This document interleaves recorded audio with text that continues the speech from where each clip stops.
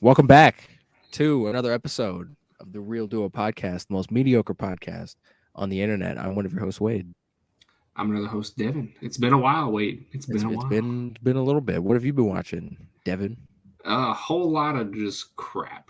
Oh God, So I watched the new Matrix. I don't think you have, I haven't. but I watched the new Matrix. I wasn't a big fan of it. It was. I'm sure everybody has torn this movie apart, so I'm not going to linger on it too much. But it was really bad in terms of it was just the plot was just nonsense because they were like, how do we bring back these characters that are dead? Let's just, do stupid stuff to figure it out. I heard that it was like really meta though. Like, isn't that kind of like the point of it?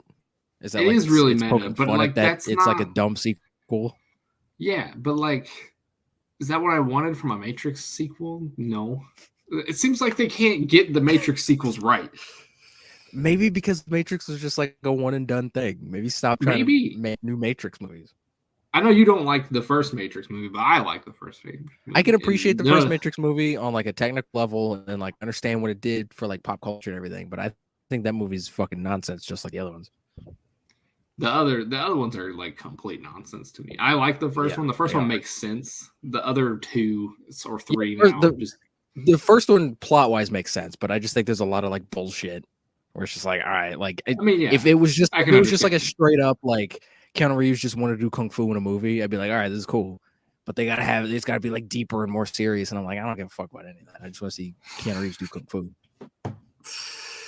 But yeah, and then they brought back Agent Smith, and then they don't even bring back what's his name, Hugo Weaving. Just make him a different agent. Well, they did that with Morpheus. Yeah. But for him, they're like, oh, he's dead. Morpheus is dead. This is like a reconstruction of him. Which is canon to the game, because in the game he died. Well, yeah. So I didn't play the game, so I don't know what the canon is for that. But yeah, it's like at one point they literally say, I know I've told you this before, but they literally say like Warner Brothers said they were going to do this Matrix sequels. Yeah, I've heard about that. Yeah, like they literally quote. They say that sounds like the director. That sounds like something the director had to deal with, and they were like, "Fuck you, WB. I'm going to put this in a movie." Well, the Neo, the Keanu Reeves character, he's like stuck in the Matrix again, but he doesn't realize it. Like they brainwashed him, and his whole thing, though he died. Exactly. They plugged him back in. They reconstructed his body in real life, and they plugged him back in the Matrix.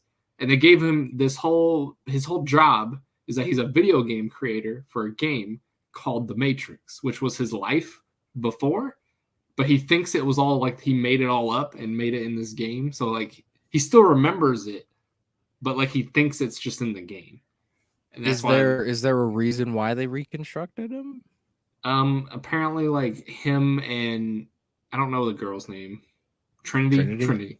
Him and Trinity have such a powerful connection that they produce a lot of energy for the machines or something in the real world. So keeping them both alive and close to each other, they produce a lot of energy or something. That's what they said that they brought him back to life for. That sounds really dumb. It is really dumb. That sounds really dumb. And they just did Star Wars. They did the whole we're doing episode 4 again. So it's just the Matrix again. Yeah, it's literally the Matrix again. They pull him out of the Matrix, and he's like, "Oh, I can't do anything. I don't know what I'm doing." And they're like, "Oh, we got to teach you all this stuff again." He fights Morpheus in the same building he does in the first one in the Matrix, where he's like doing all the flips and stuff. I'm like, "What is this? I didn't want to watch the first Matrix again. That's not what I wanted." Yeah, I don't know. I'm sick of these fucking. I watched Coming to America 2. I think before. I don't think I talked about it on this podcast, but that made me kind of want to die. Done with all these long-term sequel fucking things because they're all the same. They're all bullshit. Yeah. Wasn't a fan. I feel like I watched another newer movie that came out since we've done the podcast, but I don't remember what it was. I'm trying to think of just newer movies more than anything. What does that be a new movie? Just anything you watch. I don't know, but I feel like it'd be more entertaining to talk about the newer stuff. I didn't watch Ghostbusters. I don't know if you did. I do not give a flying fuck about Ghostbusters Afterlife. I heard it wasn't very good. honestly. I've heard mixed things about it. I've heard some people say it's like the greatest thing ever created, and then I've heard some people be like, "Yeah, this is garbage." So it's like, all right. I haven't seen it, so I don't know. I did watch yesterday. I watched Shang-Chi again. That was the second time I've seen it since theaters. Or Shang-Chi. I always say it wrong. Shang-Chi. And then I watched How to Lose a Guy in 10 Days. Well, I didn't choose that movie, but it's the Matthew McConaughey movie. I've seen that movie. I know what you're talking about. Yeah, it wasn't bad. I kind of liked it. It's fun. I mean, rom-coms are inherently kind of like goofy and silly, but yeah. And then I watched Upgrade also recently. Fucking A. It's been a while since I've seen Upgrade. Yeah. It's good. Still good. Still holds up. I'm sure it does.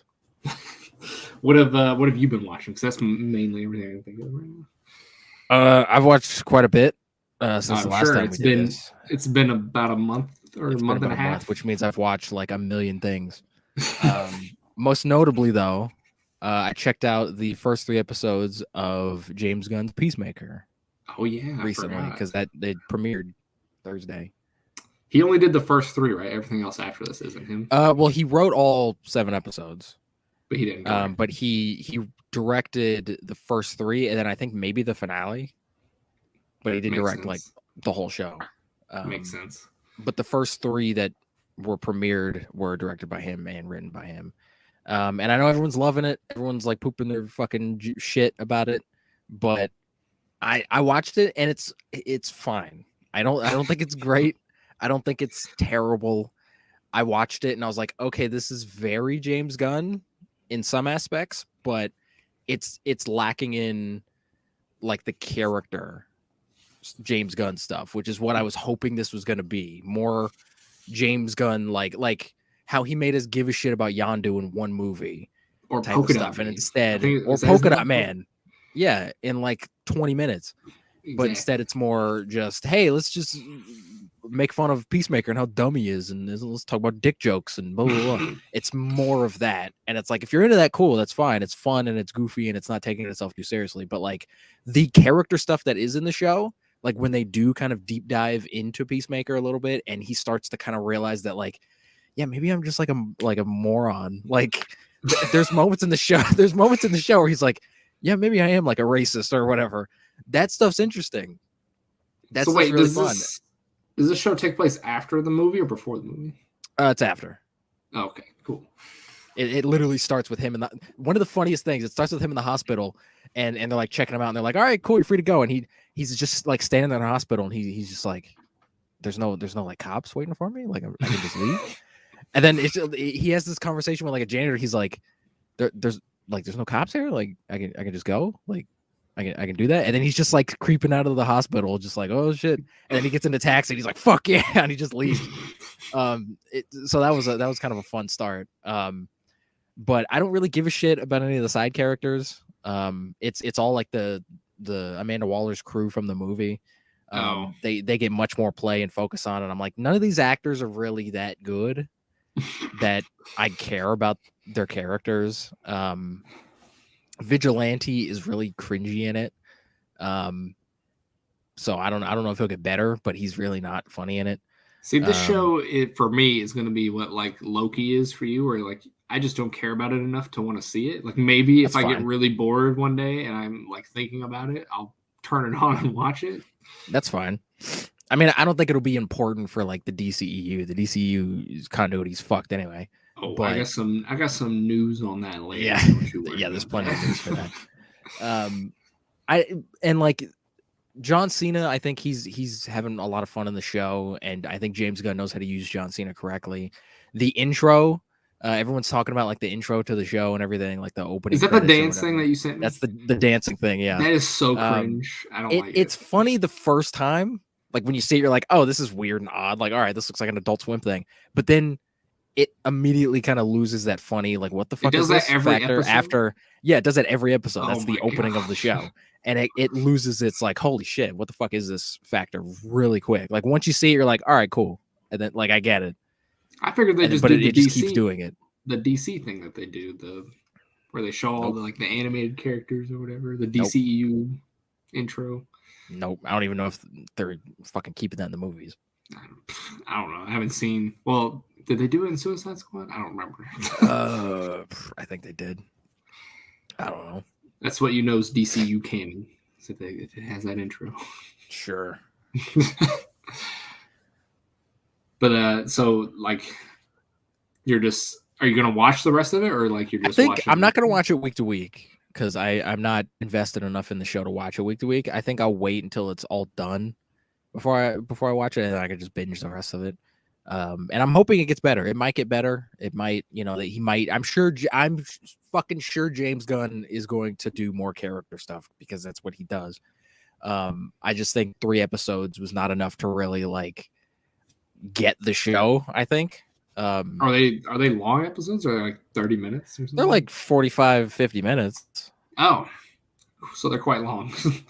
Yeah, they're about an hour. They're like the other HBO Max shows, but I just think that like he's a little bit more focused on just like I'm gonna go crazy and weird. And James Gunn to me seems like he's better when he's a little bit more limited in time, like with movies and stuff, where he has 2 hours and he has to kind of lump everything into 2 hours. Now that he's got 7 hours, he can do whatever he wants. He's just I'm gonna go fucking nuts. Also, I just feel like he's maybe not as invested in Peacemaker as he may have thought he was. I don't know. Maybe that's the case. I don't know. He said he wrote it over quarantine. He wrote the whole show over quarantine. So maybe he probably wrote it when he was bored, and then Warner Brothers like make this into a show. Here's $100 million. We'll give you money to make this stupid show. We got to beat Marvel at something. Give us something. We have to. We need content. All right. Well, I bet you James Gunn's sitting over there like, bro, you guys have the 2 most iconic superheroes of all time. We can't use them anymore. And you need. We don't want to use them. But look, we're tired of the B and the S man. All right, we don't need. We're not tired of Batman. We just don't like Ben Affleck. We don't need them to be successful. All right, we can do other things. We need this weird, obscure Peacemaker character. He's our new Superman in the DCEU. Like, look at Marvel. They made a movie about an Asian doing backflips, and people loved it. We need that. we need there is a little Asian man in Peacemaker doing backflips. They need to make where's that Blue Beetle movie coming? He's Mexican, right? He's Hispanic. He's not from Mexico. He's Hispanic, so yeah. There you go. Multicultural. Fucking the DCU's getting real multicultural, and we'll talk about that later. Speaking of wokeness, I watched Superman and Lois season 2 premiered. Season 2's already out. Also, yep. I did not know that. I still haven't watched season 1. Yeah, you fucking slack. Season 1 is very good. It has its problems, but it's very good. I have a list of things I need to watch. I need to add it to it. I keep forgetting. You should. I forget that show exists because I don't see any like trailers for it or anything. Yeah, because it's also like on the CW, and like who the hell gives a shit about the CW anymore? It's on. Oh yeah. I always think it's HBO Max. They haven't moved it over to HBO Max yet. I don't know when they're going to do that. Hopefully soon. It seems more like an HBO Max show than it does. It's on. The first season's on HBO Max. You can watch it on HBO Max. I know, but it seems like was made for HBO Max, not for the CW. It does. It very much feels like an HBO Max thing. That's probably why it's so good. Season 2's holding up so far. So far, I mean, we're only 1 episode in. 1 episode in. Nice. But I mean, it seems. Have you heard anything? Like, who's the villain of the season? Are they doing? They've already. Well, they had a little tease at the end of the first episode, and I was like, "Who the fuck is that?" Because you just see like an arm. But apparently, the showrunner said like, "Oh, it's Doomsday," and I was like, "All right, cool." So I guess we're getting Doomsday. Doing Doomsday again. Doing Doomsday again. Because Superman can't fight anyone else besides. He can't fight Metallo. He can't fight Brainiac. He's got to fight Doomsday all the time. Where's Bizarro Superman at? Bizarro would be a lot of fun. I would love to see a live action Bizarro movie. It would. That'd be too goofy though. Warner Bros. Would never do it. Not really. You don't have to make him like a goofy idiot. You could just make him. He's a corrupt, like weird zombie Superman. Like you can do that. Still, people would complain, be like, "Where's the stupid idiot one?" Those people can eat a dick. I don't care. I've heard good things about the show, not even just from you, just from it's a really good show. It's not like the greatest goddamn thing ever, but it's fun. It's a fun show. All right, fair enough. Anything else you've been watching? I watched all 11 seasons of Curb Your Enthusiasm over like the Christmas like break. For some reason, I was just bored and I was like, I want to check out Curb because I'd never like seen it. And it was so really I'm guessing it was good if you watched all 11 seasons. It was very good. What happened to you? I thought you were a 6-season man only. I am, but I enjoyed Curb and I was like, I gotta watch the whole thing.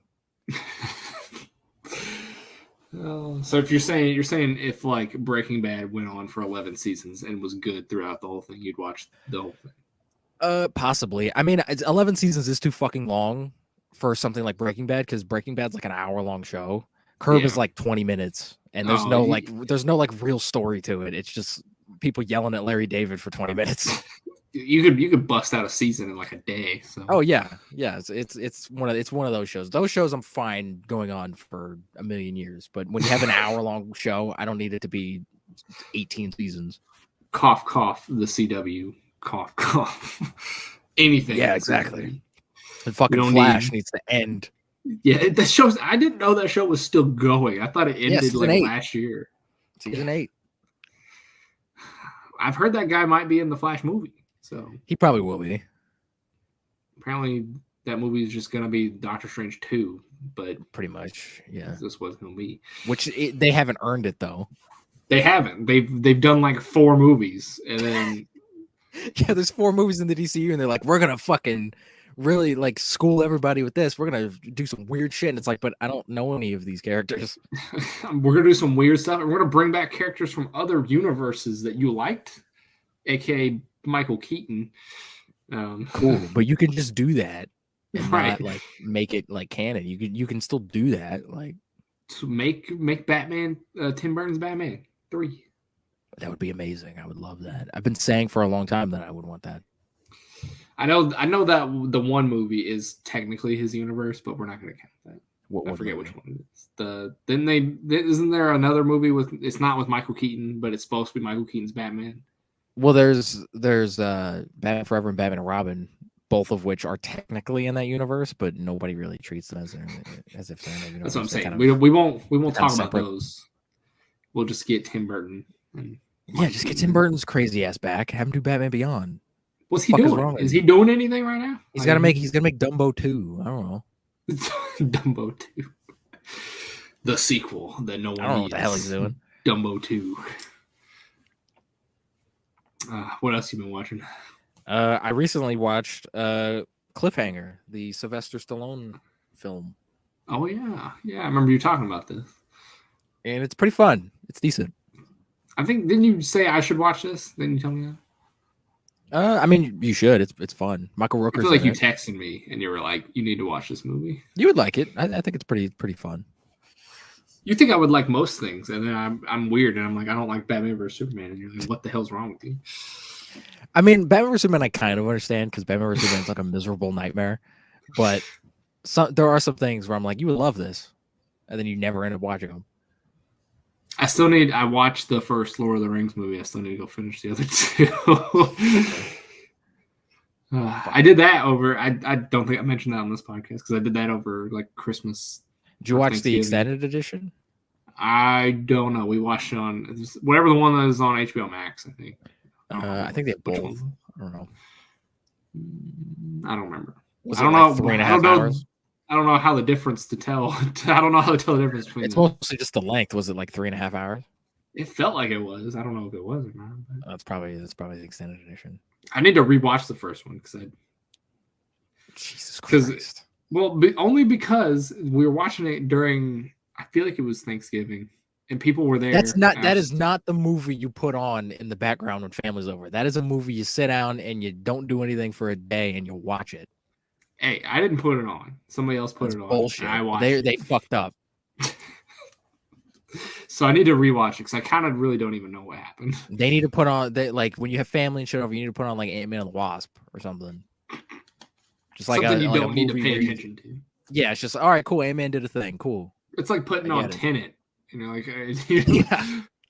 What the fuck is happening? He's back in time. You look away, you look back, and you're like, I don't I don't know what. Black people can time travel now? Since when?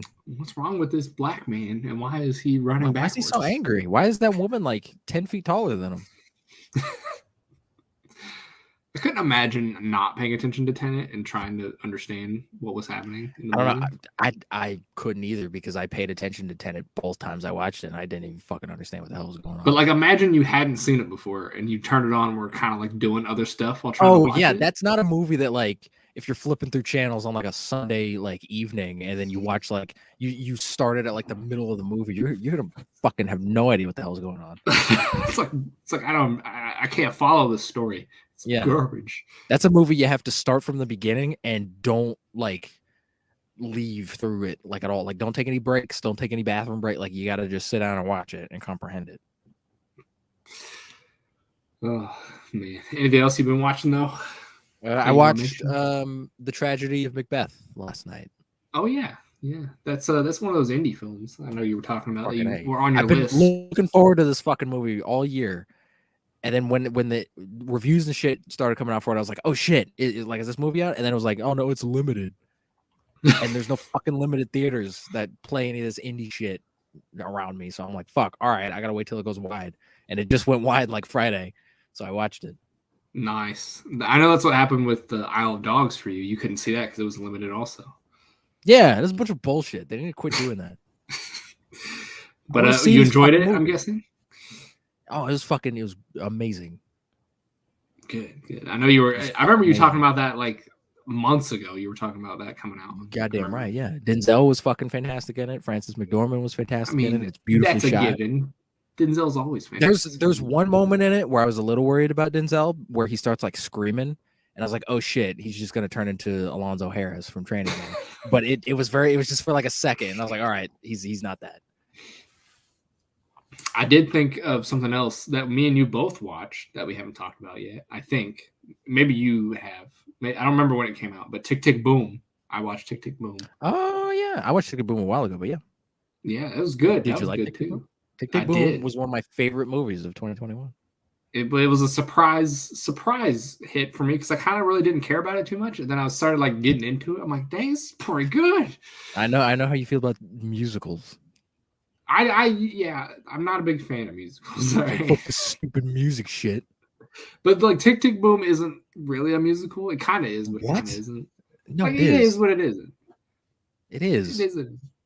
They break out into song, but it makes sense. Like in musicals, they just break out into song randomly. That's the whole fucking point. But like it's story wise, it makes sense. Like they're at a party and he's like talking about how he can make a song out of anything, and then he starts making a song. Well, but if every musical was like, oh, he's got to be like a music producer, that'd be boring. I mean, it would, but it made sense. That's why I liked it, probably. It did make sense. And Andrew Garfield had a fucking hell of a year. He did. Also, apparently, Andrew Garfield actually did like learn how to sing for that movie. He's never sang before, like professionally. He was great. So I was like, hey, yeah. He has some crazy facial expressions, which I don't know if like that's how the person actually acted in real life that he was portraying, but he has some crazy facial expressions. Andrew Garfield being Andrew Garfield. That's true. But yeah, Andrew Garfield last year was just on top of the world. Apparently, he was in 4 movies and 3 of them were good. Yeah, you don't have that often. No. Anything else you want to talk about before we? I watched the original King Kong like a few nights ago. Oh, the 50s one, the 30s. You fuck. Or the 30s? Yeah, sorry, I get my years mixed up. But anything before 1960, it's just a blur. It's all one. It year. Is. It's all 1 year. It's just 19. I always guess just 1950. I'll be somewhere in there. That's understandable. I guess. I don't think I've ever seen that one. The original. Shit. I love the original King Kong. It's funny going back and watching it now in a modern context because there's so many like. There's one line from the main actress, Fay Wray, in the movie. She's talking to like the main action hero guy, and she's like, "Wait a minute, I thought you hate women." And he's like, "Yeah, I do." And it's like, yeah, that's a normal conversation in 1930. Like that would never have happen. A lead action like hero guy that hates women. Like, yeah, that would never happen in modern cinema. No, maybe an indie film, I could see that happening. But I mean, if that was like the point of it, like, sure, if you were like dressing that. But I've only ever seen the newest, the Kong Skull Island, and then the guy who made Lord of the Rings or whatever. 2005 one. The 2005 one's okay. It's too fucking long. It is. It's like 3 hours. It's like 3.5 hours, I think. Yeah, I saw that movie in the theater, and it was long as fuck in the theater. I couldn't imagine sitting in a theater for it was so long because no one checked the runtime of movies back then. We're just like, all right, cool, we're going to see a King Kong movie. Then you're there for 4 hours. Well, yeah, nowadays they release it on like Google like months before. Like, oh yeah, this movie's gonna be like 2 hours, 20 minutes, and 30 seconds. 4-hour monkey movie. Nobody would have saw it. Well, people were riding off Lord of the Rings at the time, so they were like, yeah, sure. But I think if someone came out, if Peter Jackson was like, oh, hey, by the way, this is 3.5 hours, I think they'd be like, all right, fuck you. Not watching 3 hours about a giant ape running around. Andy Serkis was King Kong. He was. Andy Serkis is in a lot of iconic roles that you don't realize because it's not actually Andy Serkis. Yeah, it's like him CG'd. So I'm glad he's getting out of that. I'm glad we're starting to see his face more. Yeah. Plus, Peter Jackson, I think, just likes Andy Serkis because he puts him in. He does a lot of his movies. He does. Anything else you want to mention before we move on? I mean, that's pretty much it. And I got it this time, Wade. I got it. After months, I've been studying. I got our routine down. It's time for the MC review, right? The MC review. Boom. Finally. I think it's the first time I've ever mentioned it. It's the first time you've ever like acknowledged it. In the correct order. Oh yeah. There's like, oh, by the way, I got some Batman news. And I'm like, we do that like at the end of the show, Devin. But I'm excited to tell you about Batman stuff. That's what it is. I'm excited. I like to see you just complain about Batman. It makes my day. I know it does. But MC review, we got two things. We got one of the biggest movies like of all time, apparently, and then we got one of the probably one of the worst shows that Marvel's made. Oh shit! Talk about. I'm curious about Hawkeye because I don't think we've like talked about it. I don't know your thoughts on this. Yeah, I don't think I've ever. I mean, I told you I've been watching it, but I don't think I've ever told you. Yeah. Which you want to talk about first? You want to talk about Hawkeye first because it came out first. Go ahead and talk about Hawkeye. All right. Well, Hawkeye. It's not like the worst thing I've ever seen. What If is definitely the worst show out of everything that came out in 2021. It's for sure. Hawkeye is probably the second worst. But to be fair, I liked everything else that came out other than that. Like WandaVision, Loki, Falcon and Winter Soldier. Like those are all good shows to me. Mm-hmm. It's just Hawkeye was nowhere near those three in terms of good shows. I mean, I liked Jeremy Renner in it. He's Jeremy Renner. If you don't like Jeremy Renner, then you're not going to like it. What's her name? Haley Steinfeld. She's great in it. She's really good. I'm sure she is because she's great in everything. Yeah, she was really good in it. I liked her more than I liked freaking Hawkeye in it. So, which makes sense. The show is kind of about her. It's not about Hawkeye. Well, yeah, that's kind of what I figured. It's about her. And then Vincent D'onofrio is in it. Spoilers for anybody who hasn't seen it. He's in like one episode, isn't he? He's in the last episode, and he's mentioned, and there's a picture of him in the second to last episode. Cool. He's name dropped.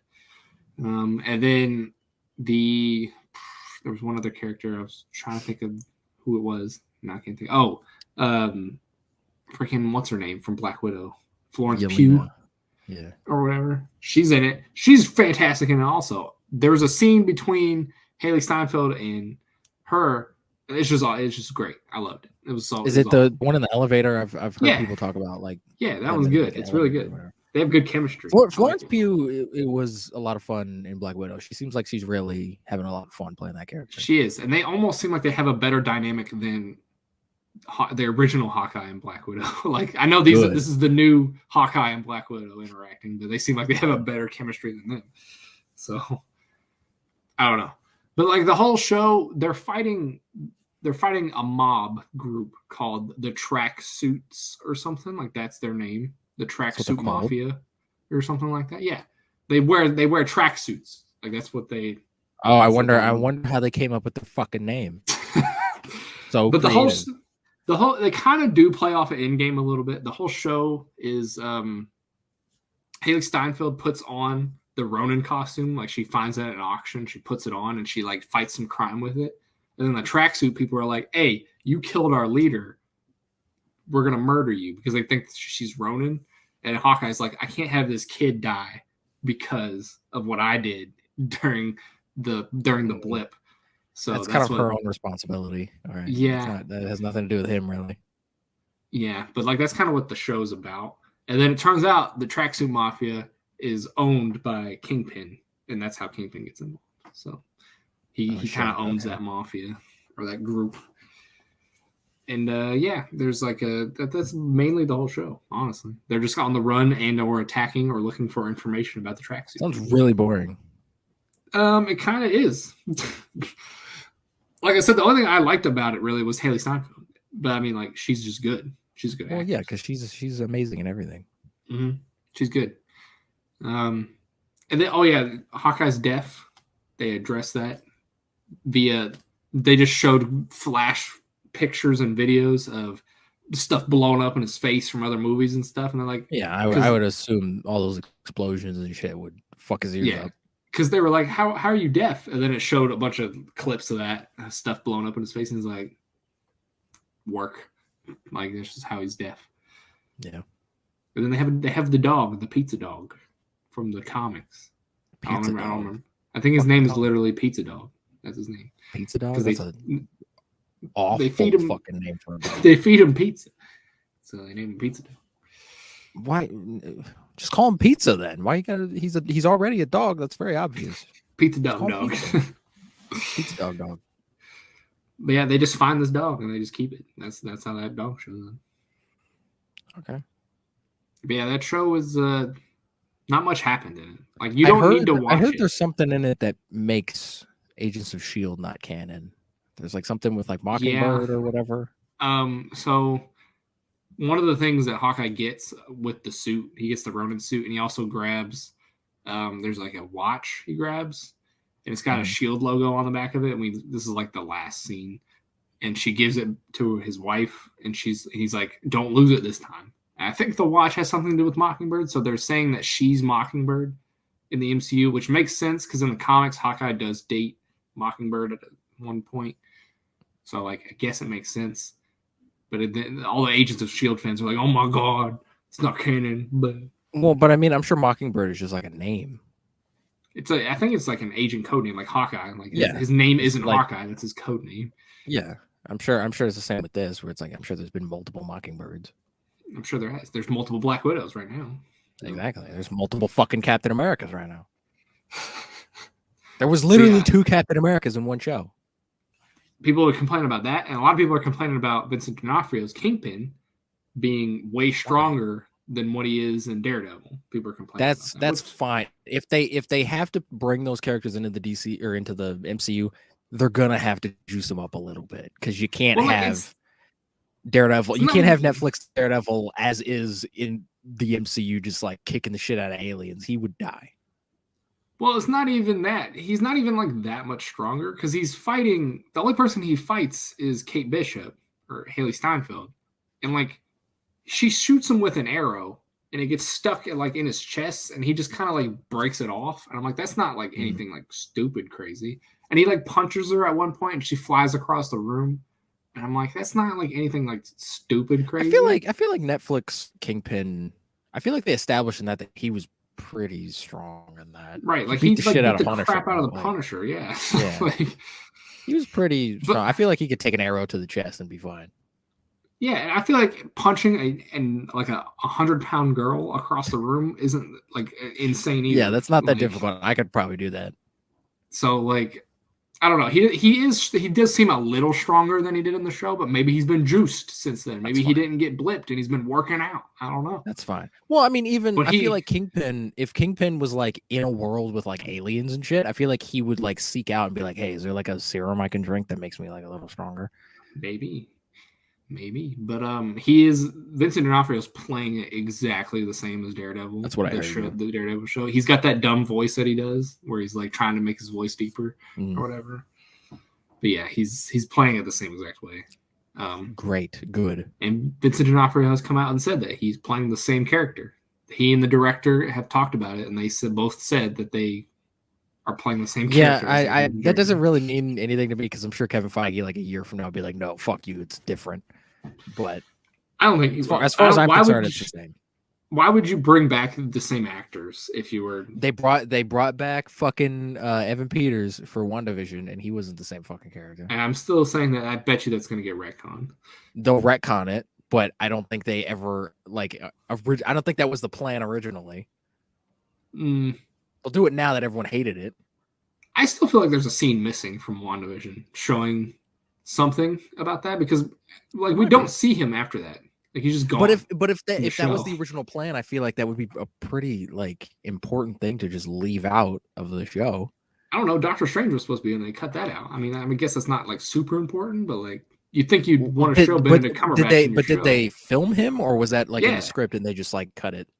It was filmed and it was ready to go, and they cut it. And I think they're putting it in at the beginning of Doctor Strange 2 instead of at the end of that makes sense. They're using it though. Still, you'd think you'd use it to tease other things, to moving forward. But if it's oh, by the way, Evan Peters is Quicksilver from the X-Men universe, that's a pretty big thing to just leave out of the show. I'm betting it gets retcon. Maybe in Doctor Strange 2 it gets retcon. They will. They will. They'll have some bullshit retcon. But yeah, that was Hawkeye. Let's talk about Spider-Man. Spider-Man No Way Home. No Way Home. The movie that's blowing the whole fucking world up. We have just recently, at the time of recording this, it passed the first Avengers in terms of gross. It did, yeah. Tickets. So it's number 8 all time right now. Holy shit. I think it may crack the top 5, but I don't think it'll go much higher than that. No, I think it's kind of done now. Well, I know that they're trying to re-release it, so that might spurt it up a little bit. Fine. They tried to re-release in-game, and that didn't really help that. So it did. It boosted numbers up a couple weeks. So we'll see. Fuck it. Take your $1 billion and be happy. All right. Hey, it's Sony's highest grossing movie of all time. I don't give a fuck. This is the most money they've ever made. Don't plan on making any more. All right. Even though me and you have talked about this movie already for a while, let's talk about it a little bit more. Wade, what is your final opinion after sitting on it for a little bit and seeing it twice? I think you've seen it twice. I saw it twice, yeah. What's your final opinion on it? Good or bad movie? I think it's great. I think it's a great Spider-Man movie. I think it's probably the best out of the MCU Spider-Man movies. I wouldn't say it's better than Spider-Verse. I still think Spider-Verse is top tier. I think we're never gonna have anything even remotely better than Spider-Verse ever. But I think in terms of live action Spider-Man movies, I think it's probably the best. For me, this is the best Spider-Man movie. I put it above Spider-Verse, just barely. Holy shit. It is. I liked it. Especially after seeing it again. I saw it twice also. It's just that good to me, personally. It's one of those movies. I don't think I've ever had as much fun in a movie than watching Spider-Man No Way Home. The whole time I was just sitting there, I was just grinning, I was just having fun. I was just enjoying the ride. I wasn't being a cynical asshole. I was watching this movie and be oh, that kind of looks fake. I was just fuck it. I'm gonna lean back and just enjoy this shit. And I enjoyed the fuck out of it. And you know what? I was worried that this movie would be a complete mess with how many people they were throwing in there. That new people. But it did. It worked. Even people I think that had never seen any of the other Spider-Man movies, they could have followed this. Maybe not enjoyed it as much. I think that's the brilliance of the movie is that they do the whole legacy sequel thing where it's oh, hey, we're bringing back Toby and Andrew and blah, blah, blah, blah, blah. But you don't have to watch those movies in order to follow the plot and what's going on. Because even if these were just two random Spider-Man from some random fucking dimension that we never heard, they're there to help Tom Holland on his journey and on his adventure. It's Tom Holland's movie. They're just there to facilitate him going forward. I thought they did it really well because they could have easily put Toby and Andrew in the movie and just completely stolen the attention away from Tom and been hey, this is Spider-Man 4 technically. This is Amazing Spider-Man 3. Yeah. But yeah, I honestly, the biggest surprise from this movie for me was William Dafoe's Green Goblin. Dude, I cannot get enough of William Dafoe's Green Goblin. Amazing in this. It was. I Holy was shit. super impressed with how well he did and how scary he was compared this to. Makes me hate the fucking costume in first Sam Raimi movie so much more, because it's like, if he was emoting like this in that fucking movie, that movie could have been and we like didn't get iconic. to see it. That's bullshit. Fuck you, Sam Raimi. There's a reason they made him break the mask in the first like 2 minutes. Oh yeah, definitely. That was the smartest move anyone's ever done in any of these fucking movies, because that suit looks like piss. But yeah, there's a scene where Tom Holland's just wailing on him in the hallway, and he's just, every time he wails on him, he just gets a bigger grin. And I'm like, God, that's creepy. That scene reminded me, for some reason, of Daredevil, when like in the first hallway scene, when he's just like beating the fuck out of those guys, but he's just like exhausted. Yeah, it reminded me of that, where Tom Holland's like, he's punching the shit out of him, but he's getting thrown through buildings and shit, and he's just like, fuck. It was good. It was fun seeing all these characters back. I know the main three is Doc Ock, Electro, and Green Goblin, but like, I enjoyed also seeing Lizard and Sandman, even though they didn't do much in the movie. Yeah, they didn't really need to be there. I understand why they're there, because they wanted a villain from every movie, but they didn't. Sandman, especially Sandman. I love that Sandman's whole thing is just, look, I just want to fucking go home. Like, I don't care about any of this. I just want to go home. Like, I want to see my daughter. I think that's funny. It is funny. Also, the funniest character in the whole movie is Electro. Jamie Foxx is hilarious. Oh, dude, Electro fucking killed it, man. He did. They redeemed him so much. And I know we're going to talk about this probably in a minute, but I know you rewatched The Amazing Spider-Man 2, and you have different feelings on that movie. Yes. Starting after watching No Way Home. Did No Way Home make it a better movie for you? Or I mean, I don't know. I mean, it's definitely possible. I just think I went in because I hadn't seen TASM 2 since the theater, since like 2014 when that fucker came out. And I just always had it in this mind, like, oh, that's this weird, like, bullshit, like, odd fucking movie. And rewatching it, I just kind of accepted, like, okay, I'm going in expecting like this odd fucking movie.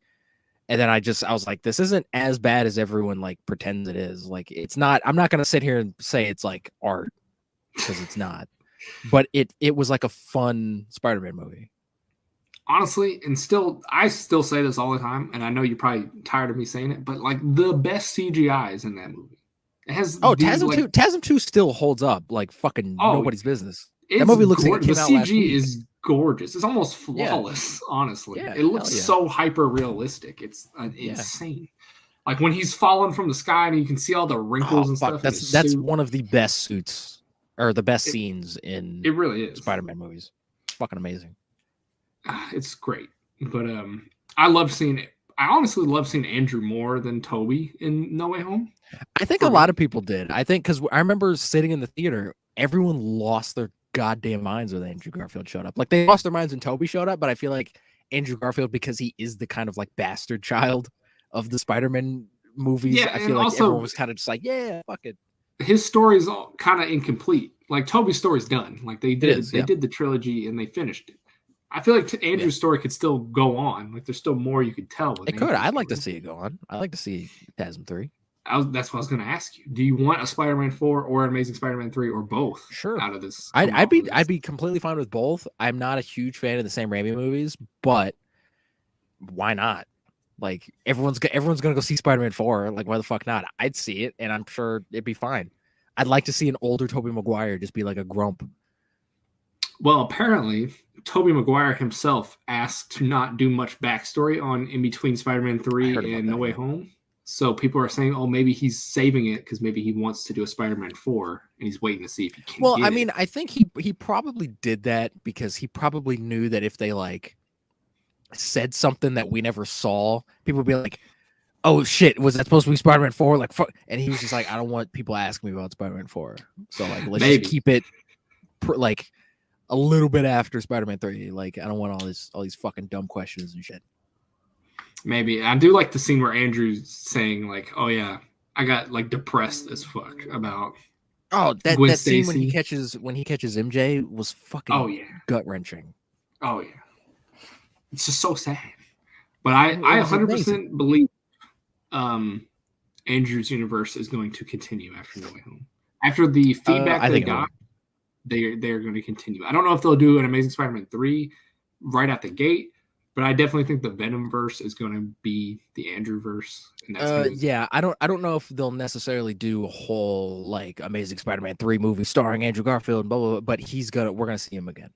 Yeah, for sure. I don't know if he's going to show up in the Venomverse or if the Venomverse just takes place in the Andrewverse. I don't know. Smart. I think I remember when we watched the first Venom, I was like, it'd be fucking really dope if like Andrew Garfield just like swung out of nowhere. I know it takes place in San Francisco or whatever, but like it'd be really cool to have him be Spider-Man of that universe. Like that'd be really cool. It would. I think that's the smartest move. And people are saying that they might add him into an end credit scene for Morbius because it got delayed. They might add yeah, everyone's saying that. Yeah, they might. I don't know.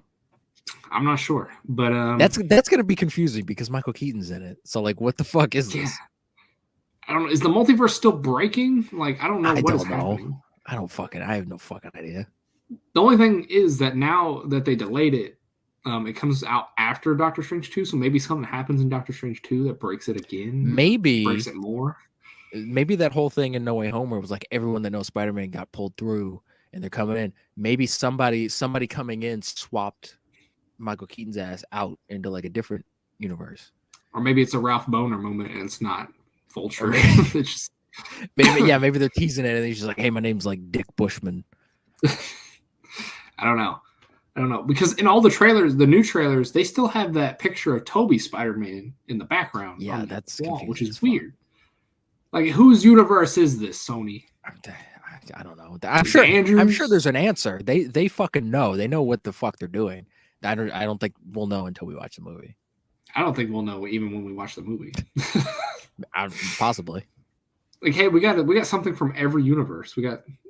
But like, which one is it? They might have moved it. They might have pushed it because of Doctor Strange also, because wasn't Doctor Strange was supposed to come out like a year ago, wasn't it? Doctor Strange was supposed to come out before No Way Home, but got moved. So I mean, they probably like everything's been shifted now because of COVID and everything. Maybe they pushed it because they're like, look, no one's gonna fucking understand what the hell's going on in this movie without seeing Doctor Strange. No, they pushed it for a dumb reason. They pushed it because Spider-Man was doing so well. They didn't want to compete with themselves. I've heard that. I don't believe that. for a fucking second. Here's the thing. To where they moved it to, they're competing with much bigger juggernauts than just Spider-Man. They're competing with Doctor Strange 2. That's why it doesn't make any fucking sense. Uncharted. Like, you're competing with some other juggernauts out there, Sony. That's why it doesn't make any sense. Like, oh, let's move it to make it further away from Spider-Man, but let's put it on the same day as Doctor Strange. Like, all right, that's smart. Fucking moron. It's bizarre. And people are also saying COVID, but like moving it out a couple months isn't going to change COVID. So. It's not going to fucking matter or anything.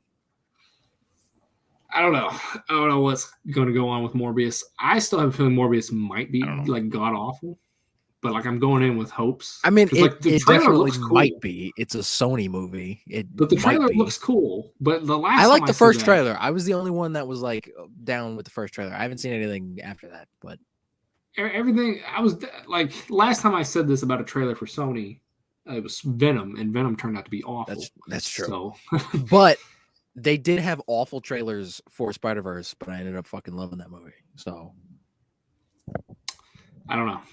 Anything's possible. Sony needs to just figure out what they're doing and stick with it. They should. They should just make good movies. How about that? It's not that hard. But yeah, MC review Spider-Man was good. Thumbs up. It was great for me. For me, it's still the best MCU movie to date as of right now. Yeah, I still have it sitting at number one, number one under Daredevil. But I said movie. I didn't say show. Well, yeah, movie to date. I didn't think anything would ever top Winter Soldier for me, but something finally did. I know Falcon and Winter Soldier was higher for you, but it wasn't for me. Falcon and Winter Soldier wasn't, but I didn't think anything would ever top Winter Soldier, but that did. I'm surprised, and I'm honestly surprised. I mean, it's about time. Honestly, Winter Soldier came out like a decade ago. It did, but like I've had things that jumped up to close to like Infinity War was up there with Winter Soldier for me and stuff like that. So. But yeah, it's about time something knocked it down. Yeah. I do have some stuff on Spider-Man stuff later in the news, so we can talk about that more. We'll talk about that when we get to the fucking Marvel news. So we're gonna get into the normal news, unless you got anything else you want to mention about Spider-Man. No, it's just normal movie news. I don't have much because I actually haven't. I had a bunch of news in terms of movie news, and then I accidentally deleted it, and I didn't feel like going to look for it again. So I have like one thing that came out recently, and that's about it. Fine. Do you want me to do my one thing, and then you can talk about whatever you got? I think you talked about this on your Snapchat, maybe, but it might be on your news thing. We're getting a Disney Plus series with Tim Allen via the Santa Claus universe. Fucking hell yeah! That came out like this I think made me so fucking happy. Yes, but like I really didn't think Tim Allen would ever come back as Santa Claus, but Santa Claus 4, baby. It is, but it's gonna be longer because it's gonna be a show. Fucking A. We're gonna get a 7-hour-long Santa Claus 4. This better come out at Christmas, though. If this comes out in like the summer, I'm gonna be upset. Fuck all that noise. If this comes out during summer, I ain't fucking watching this until Christmas. Put it out like a week before Christmas. So put it out on Christmas. I want to watch this shit on Christmas. They're gonna want to probably put it out weekly, so they're probably gonna do it the month of December. Fuck this weekly shit. Stop doing it. It's annoying. Put it all out in full because I want to just sit and watch it for 7 hours. On Christmas Day, you just sit and watch the Santa Claus show. Why the fuck not? The 7 hours of Santa Claus on Christmas. Why not? I ain't doing dick on Christmas. Watch Santa Claus. It does sound good. I hope it's as good as the other movies. I like those movies are dumb, but like I enjoy them. Well, so. I hope it's better than Santa Claus 3. Well, I mean, Santa Claus 3 is the bastard child of the 3 movies. It is because it's not very good, but it won't be as good or better than the first one. No, nothing ever will be because that movie's like a classic. One is iconic. I feel like it's kind of hard to make a classic Christmas movie nowadays, but like it's hard to make a classic movie in general nowadays because there's a million goddamn things coming out all the time. That's true, but like I feel like Christmas movies are like just a little like they just a tad bit harder to make. Well, I mean, name the last Christmas movie that came out. Exactly, I don't know. Exactly, there's like none. Nobody makes Christmas movies anymore. I mean, they do. There's a couple on Disney Plus that are new, and there's one on Netflix, I think. But like, name one. I couldn't tell you what they're called, but I know they came out because nobody gives a fuck. But I honestly think the Santa Claus movies might be the last iconic Christmas movie that came out recently. Probably, yeah. So, but yeah, nowadays Tim Allen won't need the makeup. He's just a fat fuck. Grow the beard. No. I mean, it'll probably be CG for the most part. They didn't CG the original movies, so. No, because they didn't have CG. They have it. It was 2005. They had CG, but it was expensive as fuck. You think they had the budget to just CG Tim Allen for the whole movie? They kind of did when they made him a toy. That wasn't CG. That was just makeup. I think there was CG over top of it, wasn't there? No, it was just makeup. Oh, they just made him look like a toy. That's actually really good makeup because he actually looks like a toy man. It does. But yeah, Santa Claus series coming. I don't know if it's coming this year. I'm guessing if it is, it's coming out in December. But I hope so. I don't want to wait till like 2024 for this fucking thing. I want it now.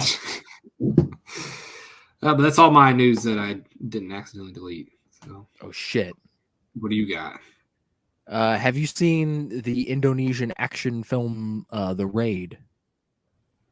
No, but I've heard of it, actually. Well, fuck you. It's getting a remake. It's getting a remake. Isn't that, like, people love that movie, don't they? Dude, The Raid, I own both Raid 1 and 2 on Blu-ray. Some of the best fucking action movies ever made.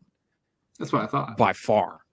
I don't know why. They've been talking about remaking them for, like, a while, and now I guess it's, like, official, and they're going through. Michael Bay is, like, a producer on it, which is questionable. But it's just, like, this is one of those remakes where it's just, like, why?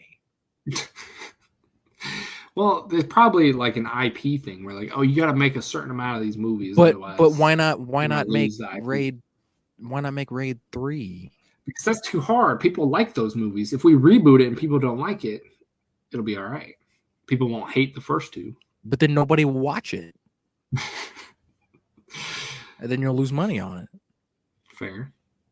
I don't know. Because the dude who directed the first two, Gareth Evans, he's like involved with this remake, which is odd. I'm like, why not just make this is a Hellboy situation? Why not just make the fucking third Hellboy movie? So you're expecting this to be as bad as Hellboy? Michael Bay's involved, yeah. Didn't you almost walk out of Hellboy, or did you walk? I almost did. I was close. I was very tempted to, but I was like, I paid money for this fucker, so I'm gonna sit and watch this whole goddamn thing. I can't wait for the first movie you walk out on. It's gonna be fantastic. It's gonna be like The Room level bad. I'm sure if you went to go see The Dark Tower by yourself, you may have walked out on that. But I would have left like 30 minutes into that fucker. Anyways, I need to sit down and watch the Raid movies. I'm staying. If you're paying for it, you're staying. But somebody else pays for it. Yeah, I don't know. Yeah, I've seen some of the action clips from it because people like talk about fighting and stuff on YouTube that I watch, and they talked about the raid scenes. I've seen them before. So there's one dude in the first movie that one of the characters gets stabbed, and when I first watched it, I thought a dude actually just got stabbed in the chest, and I was like genuinely concerned. I was like, that guy's dead. That guy just got stabbed, Mom. What are we going to do? that guy's dead. Like, so I'm guessing you don't want this reboot though, based on your reaction. No, I just don't see like why. Just make a third one. Bring the cast back. Bring back the director. Especially if you're bringing back the director from the other two. Yeah, why not? He's got a vision. I'm sure. Pointless. Yeah, he knows how to he perfected the action movie twice. Like he kind of knows what he's doing. Well, maybe they're like, well, you made the first one so good, just make it again. That's what they're saying. Just do it again, but this time in English.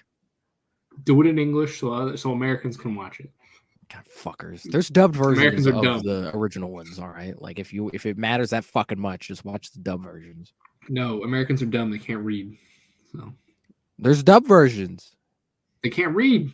And they're terrible, by the way, the dubs. They're awful.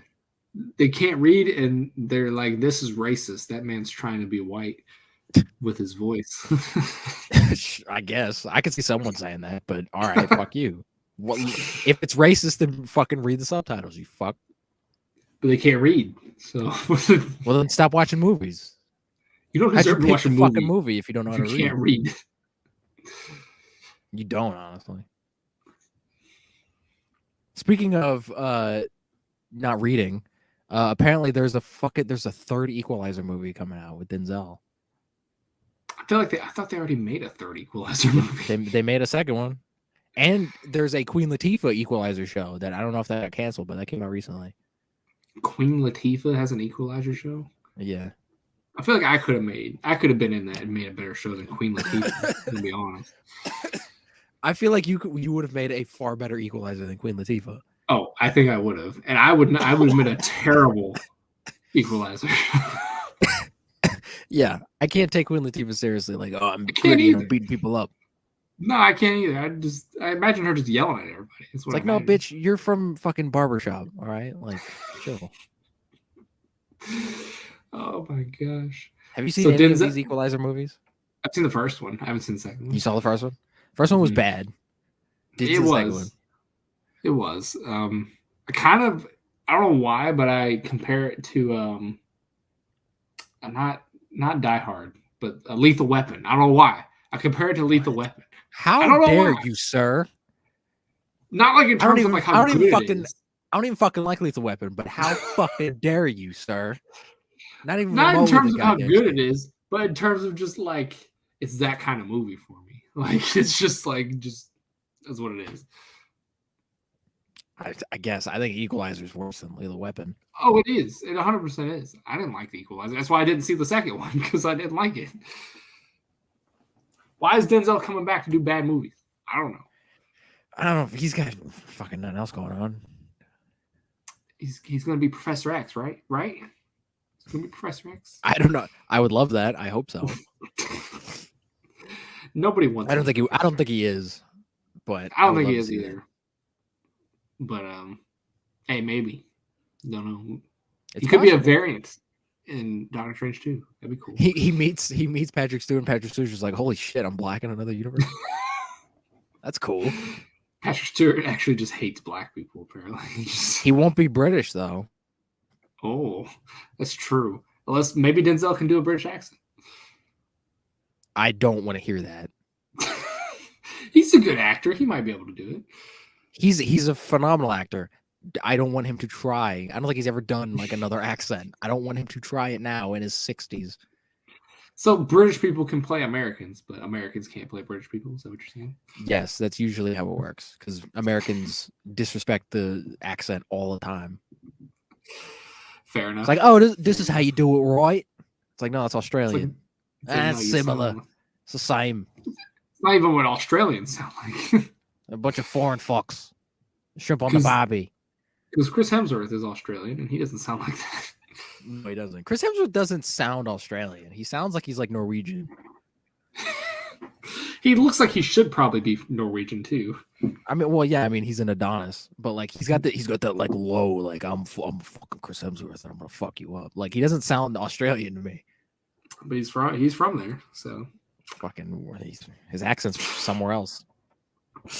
He grew up in Norwegian, but he was born in Australia. He grew up in Norway. Norwegian is someone who comes from Norway. It's not. I said he grew up as a Norwegian.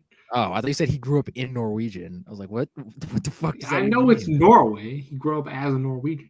Norway's fucking cold. I'm not going. I'm sure it is. I've never been there. I'm sure it's very cold.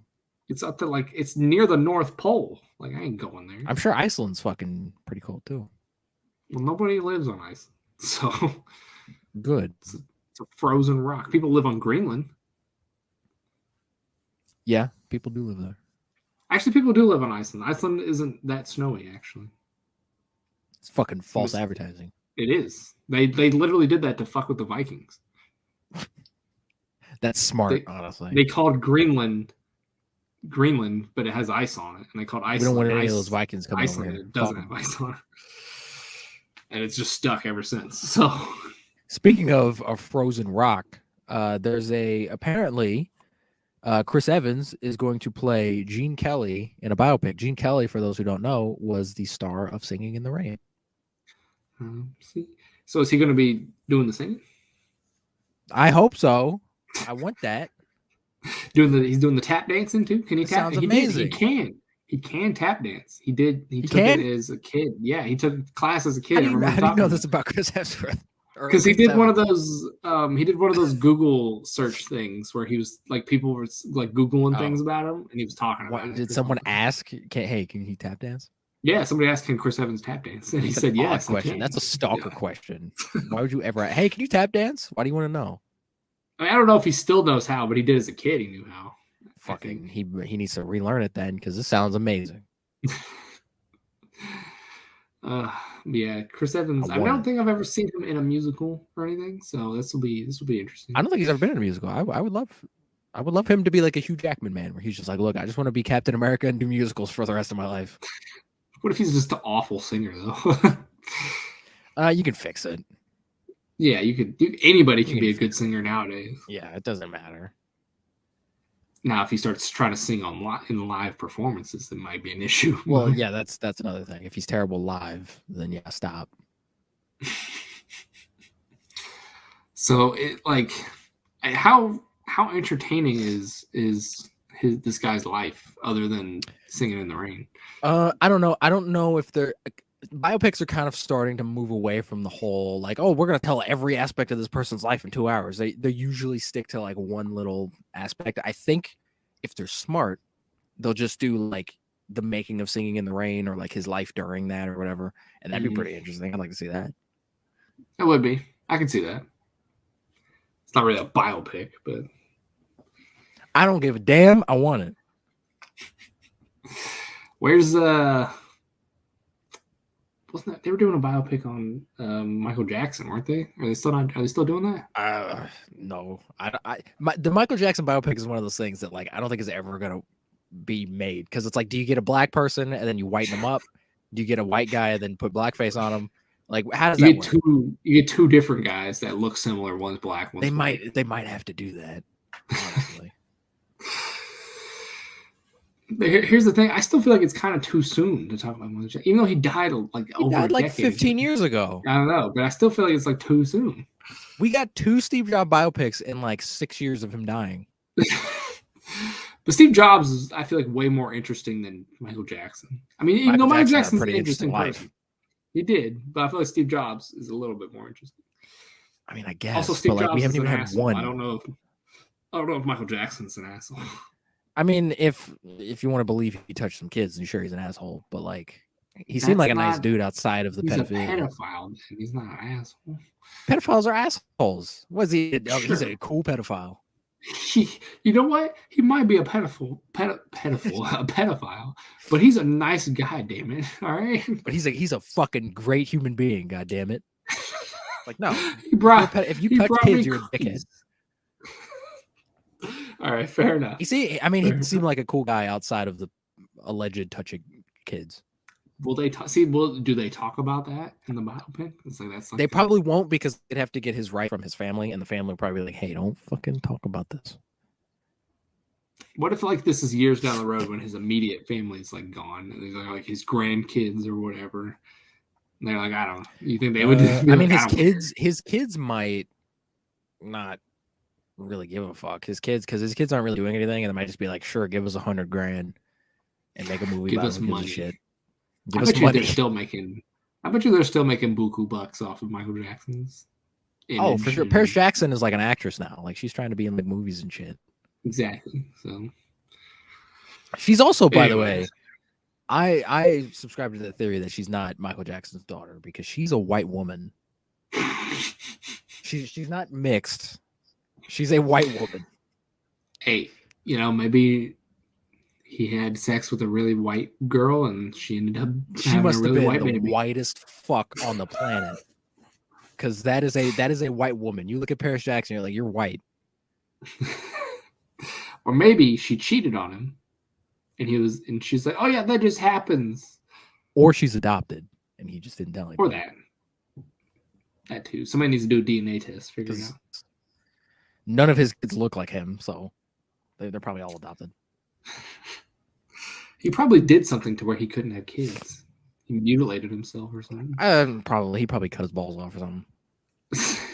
Why can't I have kids? It's like, sir, you don't have any balls.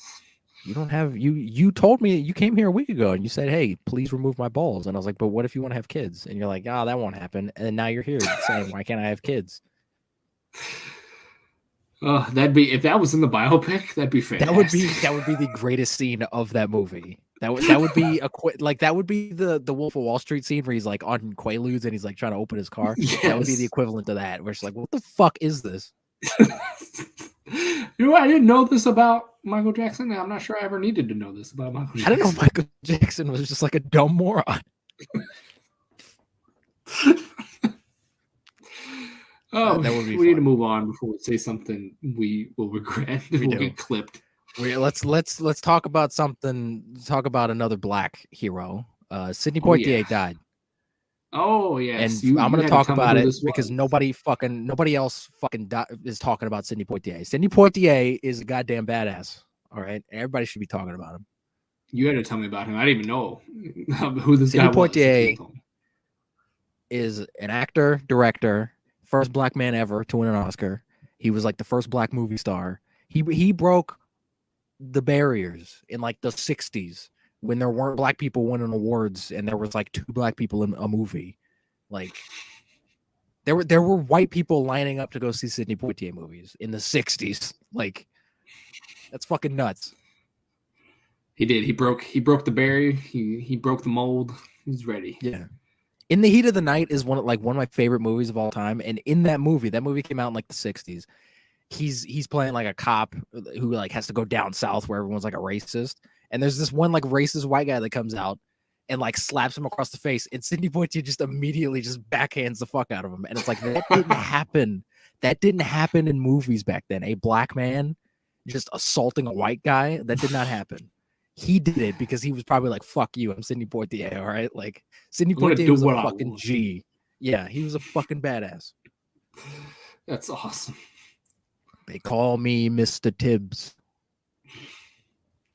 Iconic fucking it's line. kind of sad that no one talked about him. I didn't see anything about him. Nobody. He died, and I saw like a thing about it, and I was like, "Oh shit, that sucks." And then nobody talked about him because everyone was still talking about Betty White. And then once Bob Saget died, everyone started moving on to Bob Saget, and he just got the black guy got brushed under the rug, I guess. Well, they say death comes in threes. I guess that's the three right there. The three biggies. The Trinity. The Holy Trinity. Holy Trinity. John Madden also died. Who's that? I don't know who that is. John Madden? He's like a football guy. He was a football like commentator for like years. Oh, I thought we were talking about actors. I was like, I don't know. No, John Madden. John Madden died too. Everybody's dying. There's something in the COVID. Something in the air. It's called COVID. In the air. But yeah, Sidney Poitier is like a hero, and he should be a hero to everyone. And he's a fucking pimp. And you should watch his movies because there's a lot of good ones in there. I think he was the first black person to direct a Western, which is cool. He was apparently the first for a lot of things. So he broke ground for a lot of shit. He needs to be. He's probably in movie history books, but he needs to be in. Oh, he is. Yeah, hell yeah. He made history when he was alive. Like that's awesome. Imagine being in the history books while you're alive. That's seeing yourself in a history book. You're just like, I'm fucking Sidney Poitier. All right, I'm a fucking badass. I'm a baller. Look at me go. Like Sidney Poitier probably died like in his sleep, just thinking like, yeah, I'm a badass. Like that's a way to die, knowing that you're a fucking G. Who's allowed to do that? Like Chuck Norris and Sidney Poitier. Chuck Norris is a gigantic pussy. All right, because when he did Expendables 2, he was the fucker that decided to make it PG-13 because he didn't want violence and blood in it. Fuck Chuck Norris. All right, then who else is allowed to die in their sleep? Like I'm a badass. Who's allowed to do? I don't know. Nobody. Harrison Ford. I don't know. Maybe. Denzel definitely will. Denzel's a fucking badass. Denzel's allowed to. He's allowed to. But he's got another like 20, 30 years left. Hopefully. What else we got news-wise? Is that everything? That's all the movie news. I have some television news. Oh, hit me with them. You remember the Rock'em Sock'em Robots movie that Hugh Jackman made, right? Real Steel? Yep. It's getting a Disney Plus series, allegedly. Why don't just make another movie? I don't know. Because everything's a series now. You got to stick with the times. Does Disney really make more money from their subscriptions than they do from movies? Well, I mean, now probably because nobody goes to the theater. But yeah, I'm excited for another Rock'em Sock'em Robots adventure. Hopefully, potentially. The only thing I'm a little worried about is that probably this won't have the budget of the Marvel shows, so this might CG wise be awful. That's true. I hope. What if they do it practically? Oh, that'd be dope. If they did that, that would be awesome. Just get Vin Diesel and like The Rock and just put him in like Rock'em Sock'em Robot suits and just have them punch each other. That would be awesome. Why not? That'd be hilarious. Make it like a parody. That'd be hilarious. That cool. Hey, do that. Everything's a goof now. Are they bringing Hugh Jackman back, or is it just like some? I don't know, because this is still like in development. Like, there's still like, it's not like, hey, this is happening and this is when we're shooting everything. It's still like, yeah, we want to do it, and it's like in development, but like they don't. It's not like officially happening right now. So they're talking about it. It's kind of like about making it. It's kind of like Black Adam for the longest time. They were like, oh, it's happening. Yeah, except I don't think this will take like 10 years to make. Probably not. I think they're either going to do it or they're not, and I think they'll come to a conclusion pretty quick because it's not. Because they're not Warner Brothers. Yeah. Anything else TV show wise? I had the Santa Claus thing, but you said that earlier. No. Yeah, it's kind of a movie TV show kind of thing. I don't know. That's it. Just lumping. It's interchangeable. TV shows and movies are interchangeable now. You can put them in anything. They're all the same. I do have some Star Wars news if you want to talk about. Oh boy, this is fun. So as you may or may not know, Boba Fett did come out recently. It did. I've heard everyone hates the show. Apparently, I haven't seen it. I haven't seen anything about it, so I don't know. Oh, you haven't watched it? I haven't seen any of. Why haven't you watched it? Because I don't care. But you're the Star Wars dude. I don't care about Boba Fett though. That's fair. Like, I'm gonna watch the Obi-Wan show when it comes out this year, but that might be the only Star Wars thing I watch this year because I don't care about the Cassian Andor show. I don't care about that show that's coming out. I don't think anybody's gonna care about that show. I think they're coming out with one other show, but I don't know what it is. Ahsoka, right? Maybe that's what it is. I don't know.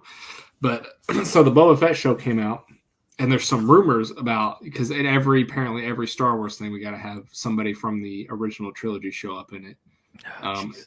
There's rumors that Han Solo is going to be in this show. Yeah, everyone's been saying this is dumb.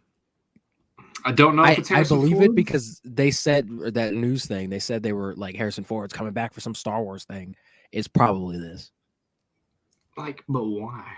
I'd rather it be Mace because they're not concerned with telling good stories anymore. The only thing that matters is, hey, you remember Han Solo?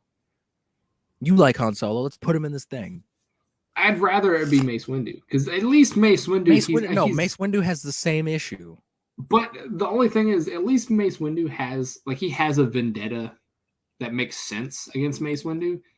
But like he doesn't have a vendetta against Han Solo. He flung him into the Sarlacc pit on accident. He didn't even know what he was doing.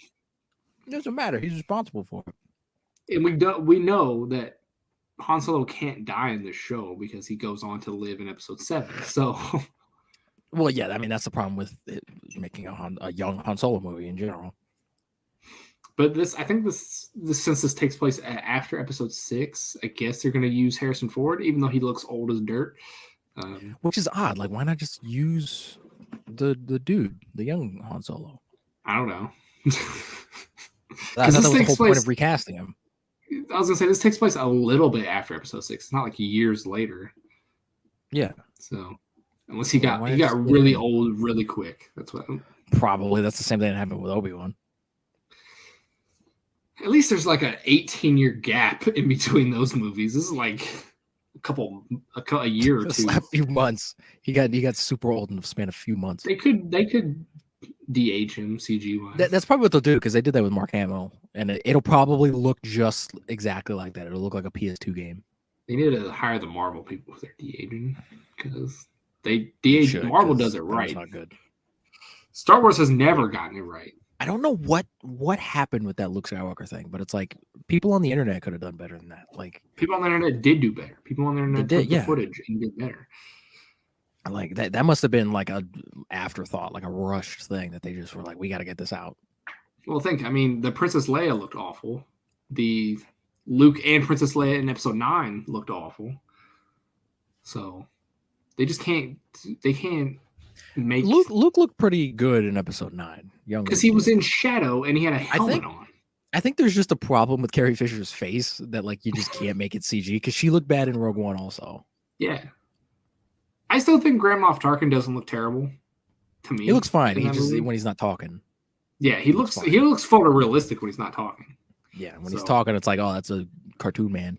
It's because you know why he looks weird when he talks. It's because the dumb animators made his upper lip move. You don't move your upper lip when you talk. Oh, did they really? Yeah, that's why he looks stupid. That's dumb. They should know that. Fire these people. Right, like that. Just look at someone talking and they don't move their upper lip. Like it's all your lower lip does everything. They ruined an entire movie for that. It doesn't. It's not like it's. You can sense something's off when you watch it, but like you can't put your finger on it. But once you look at that, you're like, "Yep, that's exactly what it is." That's what I'm sure. If you watched it in like 240p, I'm sure it would look amazing. I'm sure it looks fine, but if you watch it in 4K, like everything. Yeah, don't watch it in 4K. So yeah, that's my Star Wars news. Is Han Solo might be in the Boba Fett show.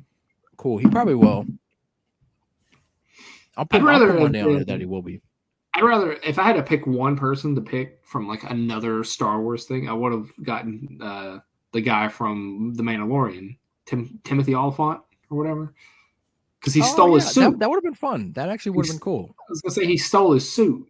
So, yeah. And also, I like Timothy Olyphant. Yeah, he's cool. He's a cool guy. Yeah. So, do you have any Star Wars things, or are we moving on to Marvel? No, of course not. Why would I have that?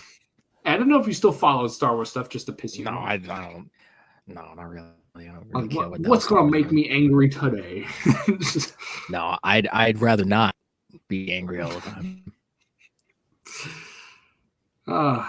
So, even though Spider-Man came out already, we still have just a crap ton of Spider-Man news in terms of Marvel. About what? Just a lot of things. Let's start off with the most obvious that probably is going to happen is there's been a lot of reliable people saying Andrew Garfield is coming back for multiple projects going forward. I could see it. That makes sense to me. Yeah, I've heard this. It makes a lot of sense, especially after the reception of No Way Home. My guess, if I had to guess what the multiple projects are, Morbius, Venom 3, maybe Amazing Spider-Man 3. You think they put him in Venom 3? I think so. Because we also have, this is also one of my... Venom's going to have to move then. Venom 3 is a multiverse movie. Again, another Sony's doing They're doing it again. No, don't do it again. Right. And they said that he will be fighting a Spider-Man. They didn't say any specific Spider-Man. Well, but they've been saying for years that Tom Holland was going to fight Tom Hardy's Venom at some point. So like that could be Tom Holland too. I'm guessing though, after the reception of Andrew Garfield Spider-Man, and probably Marvel doesn't want Tom Holland Spider-Man in a specific Sony movie that's not in the MCU, I'm guessing they would probably just use the Andrew movie. I mean, that'd be fine. I'd be fine with that. Even it doesn't matter which Spider-Man is going to be in the movie because the movie's probably going to be dumb anyway. Especially after Venom 2. Oh yeah, definitely. They're going to lean even further into the dumbness. And also, I feel like they set up Venom 3 to do Toxin because they set up that one guy. But you still do Toxin. Toxin and Spider-Man? Yeah, because Toxin's he's sort of like an anti-hero a little bit. So it's like maybe Venom's just like, I'm a dickhead now. And Spider-Man and Toxin have to team up. They should give Andrew the Carnage suit. Too bad he's dead. Carnage is dead. So yeah. That was a dumb move by Sony. Yeah. It's like one of the most iconic Venom villains of all time and just murder him in the first movie. Yeah. It was probably because Woody Harrelson was like, I'll only do one of these stupid movies. I ain't going back to like 10. He seemed like he was having a great time, though. So I don't know what you're talking about. Because he only had to do one movie. So he's like, I can do whatever I want. Fair enough. This, I know you know about this, and I just kind of want to mention it just because I know it'll make you angry. Spider-Man is getting pushed for Best Picture. How do you feel about that? This is dumb. All this other shit needs to stop. This happened with Black Panther also, when Black Panther got nominated for like every category. Black Panther's fine. It's not Best Picture, all right? Like, same thing with Spider-Man. Spider-Man's a great movie. It's not Best Picture worthy. It's not the best movie that came out in 2021. Do you think it should be nominated at least, or do you think it shouldn't even be nominated? No. No. And I don't understand. Everyone acts like if it doesn't get nominated for anything, that means it automatically doesn't have any like value or anything. It's like none of these have to be nominated in order for you to like these fucking things. Like, if it doesn't get nominated, is that gonna like ruin anyone's opinions on No Way Home? It's like, no, if you enjoy the movie, go enjoy the movie. I guarantee No Way Home is gonna win something dumb, like best like set design or something that like anybody can win. It probably, I would have said it could win best visual effects, but that's definitely gonna be Dune.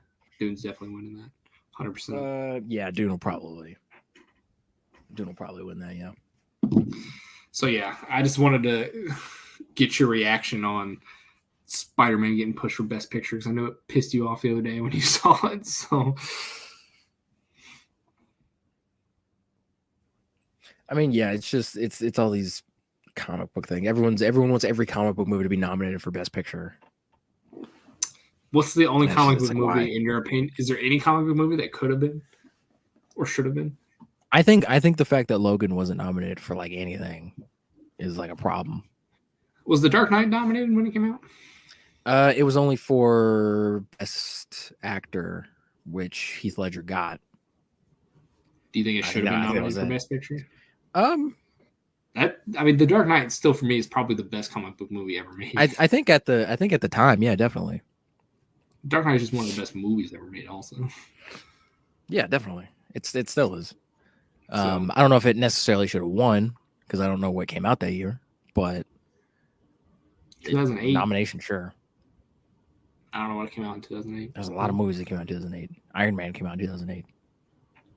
The Dark Knight and Iron Man came out the same year. That's weird. Those movies feel like they're so far apart from each other.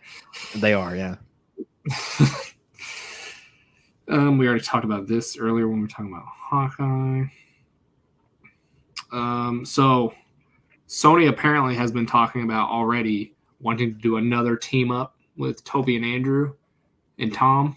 And I'm already just like, why? You're gonna ruin the magic. You're gonna. The reason this was a big deal was because we haven't seen it before. This is the same problem that the MCU is already facing, where the team up, that whole team up thing, and like building up over 10 years and whatever. We've already seen that. That's not special anymore. Like, you need to do weird, like new shit we've never seen before. We've seen this before. We just saw this like a month ago. Yeah, but they want to do it again, and apparently people are thinking it might be Secret Wars with the Russos, because the Russos have said before they would like to come back and do Secret Wars at one point. Which I guess, that makes sense, but then again, we don't need it, really. Yeah, we don't need it. We don't need all three Spider-Man to show up in Secret Wars. There's plenty of other people that can show up in it, because Secret Wars is kind of the. If they do Secret Wars, it would be the end of the multiverse stuff, because you're just bringing a bunch of people from the multiverse to fight a battle for you, basically. Yeah. That's what it is. So, which it seems like they're gonna do that in Doctor Strange too, anyway. Yeah, it's what it seems like. It seems like they're ending the multiverse stuff like pretty quick. Like, I don't think they're building to like Secret Wars or anything. And then we already just talked about this too. This was No Way Home's getting a re-release with extended cut. It's probably going to be the same thing as the freaking Endgame extended cut, which is unfinished CGI scenes. Yeah. And then finally, this is the last of my Spider-Man news. This is like the most important of the news, I think. But they already started production for Spider-Man 4. I don't know if you knew that. I'm sure they have. I'm sure they're working their ass off on Spider-Man 4. I think it's predicted 2024 is when it's supposed to come out. So 2 years from now. I can see that. That makes sense. And then the right now the villain is rumored to be Kraven. I don't know if that's like set in stone or if it's even. Is it going to be Quicksilver Kraven? Or I think it's going to be that guy's Kraven. That's odd.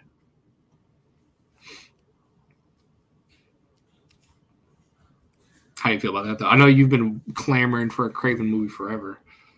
I want to see. I'm not a Kraven movie. I want to see Kraven fight Spider-Man. Kraven in a Spider-Man movie. Yeah, He doesn't need a solo movie. Where the hell? It'd be cool if it was like. It'd be cool if Kraven was like Mel Gibson. Like he would make it dope. I know he's like a racist or whatever, but like he would make it dope. Kraven. Get the guy from The Boys. I don't care. Get him as. Carl Urban. Oh, dude, yeah. Carl Urban. They wasted him in Thor Ragnarok. Nah, just bring him back. He looks so different, anyways, because he's bald in that movie. Just bring him back. He does. He would make. Carl Urban is amazing. I would love Carl Urban Kraven. He'd be a scary Kraven. He would. He would be terrifying. He would. And he's jacked, so like he could pose a threat to Spider-Man. But I'm still over here just saying, where the hell is Scorpion? You set him up in the I don't know. They just forgot about him. I think they aren't gonna use him anytime soon, which is unfortunate. I mean, if they're doing a Sinister Six, it's fine. But like, do Scorpion. Well, but if they're doing Sinister Six, why not make Scorpion a part of the Sinister Six? They might. I think they're doing a Sinister Six with the MCU villains, which makes sense. But he's only had 2 villains in the MCU. He's got Shocker. Sure, Vulture. Okay. Shocker punched him into a bus. Like he's not really like, I hate Spider-Man. Mysterio, like Kraven. If you count Scorpion, that's 5. So you just need another villain, which you could introduce in the Sinister Six movie if you really wanted to. Yeah, I guess make it Chameleon. Chameleon. Your theory is that he's already in there. He is. That dude. They have the same name. Why would they name him that if he wasn't that?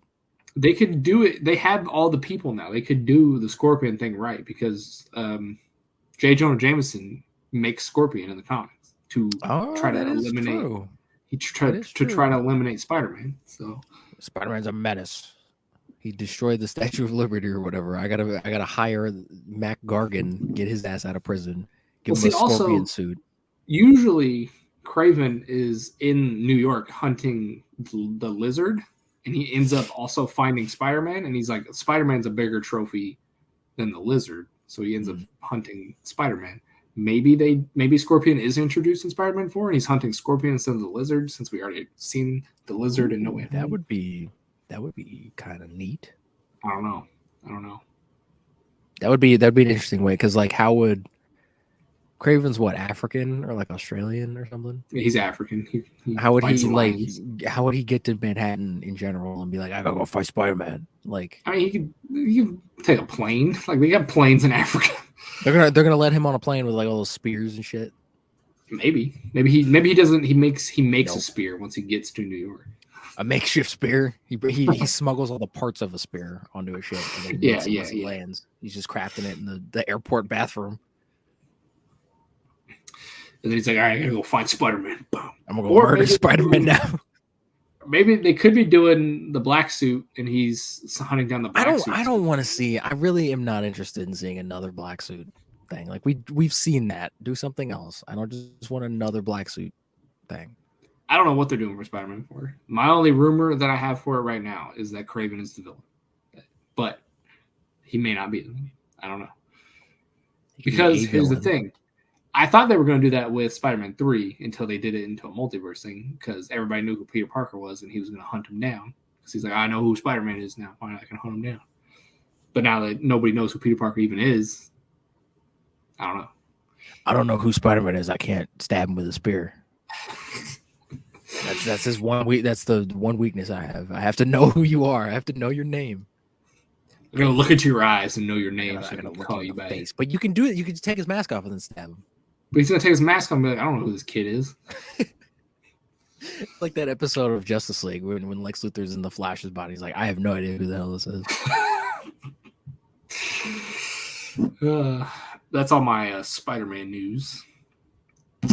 I have some Daredevil news. I have one Spider-Man news. Oh, go for it then. Hit me.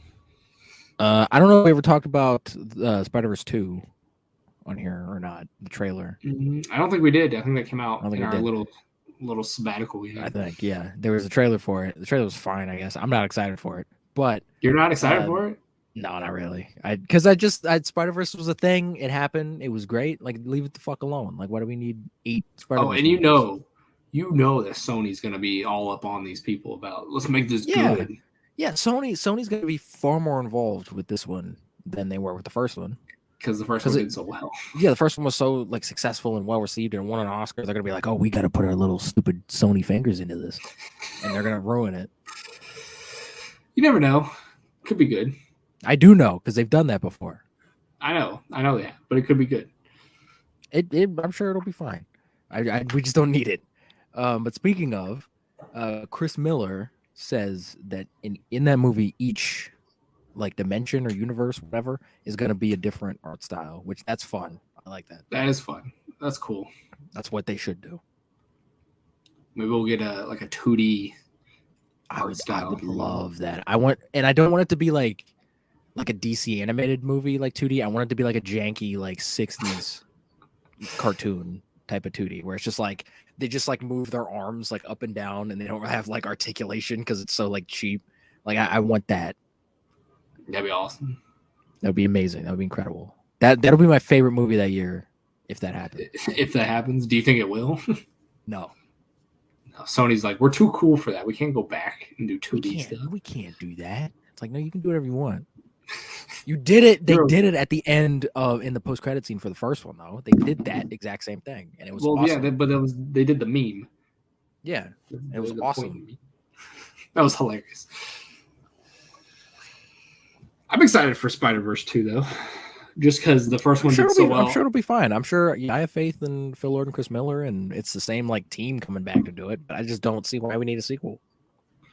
you don't really need a sequel, but like we knew how successful the first one was, they were gonna try to do a sequel no matter what. So. I guess, but it doesn't need it. But I got some Daredevil news. What's the Daredevil news? I don't know if this is gonna make you angry or make you happy or what. But could be both. Daredevil is set to show up in multiple projects, but a solo project is still about 3 years out in terms of Daredevil stuff. So I've heard that he's going to show up in like other things. Yeah, but we're not going to get anything Daredevil solo wise related for at least 3 years. That's fine. Which makes sense because they just got the rights back and they already kind of have a full slate in Phase 4. So yeah, I mean that's fine.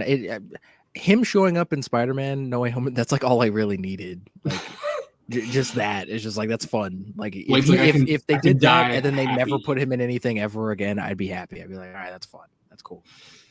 It's like I can die a happy man now. Yeah, I can. So like him, I think that works with Daredevil. I think he is one of those characters that can just like pop into other things. The only two things that I am like 90% sure that he'll be in is She-Hulk. They've said multiple times that he's in She-Hulk, and then Echo, the Echo show. Those are the only two that I know of. I could see that, yeah. Which those two shows make sense. He could be in the next Spider-Man. Spider-Man 4 could be, but that's probably a Phase 5 thing, so that might be around when he might be getting his solo project. So doesn't mean he won't be in Spider-Man. I kind of hope he is. Even though he won't know who Peter Parker is. He could meet him as Daredevil. He knows who Spider-Man is. I was going to say he could meet him as Daredevil. They'll both be fighting someone on a roof, like in the rain, and then they like run into each other, and they're like, oh shit, you're Spider-Man. And then Daredevil like hits him with his thing. That'd be dope.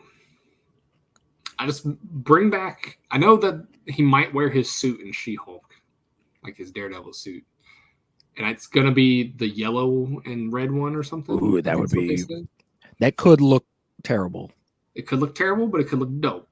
I still thought... I thought the Netflix show was going to have a terrible suit, but it turned out to be pretty good. So yeah, the Netflix one, I mean, the first suit, like the mask looked a little weird, but they fixed it. Yeah, they did fix it. But I thought it was going to look like garbage, like the Ben Affleck suit. I thought it was going to look like that. Yeah, who thought that suit was a good idea? That suit looked like garbage. Yeah, I don't know. Because he had that like the Flash show did in like season 1, where he's just wearing like a leather jacket and then like a cowl. Yeah, it's like that's not what Daredevil's in, like a leotard. Like it would have looked better if he was in like a leotard. So yeah, if you're excited about Daredevil stuff, this could ruin Daredevil, I guess.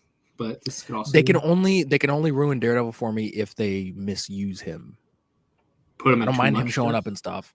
No, not even that. But like if they turn him into like, oh, I'm like a bad, like I can take on like Thanos now. Like that's not Daredevil. I don't think like Daredevil still needs. He still needs to be that guy that can like you punch him once and he's like, oh fuck, like he needs to be that guy still.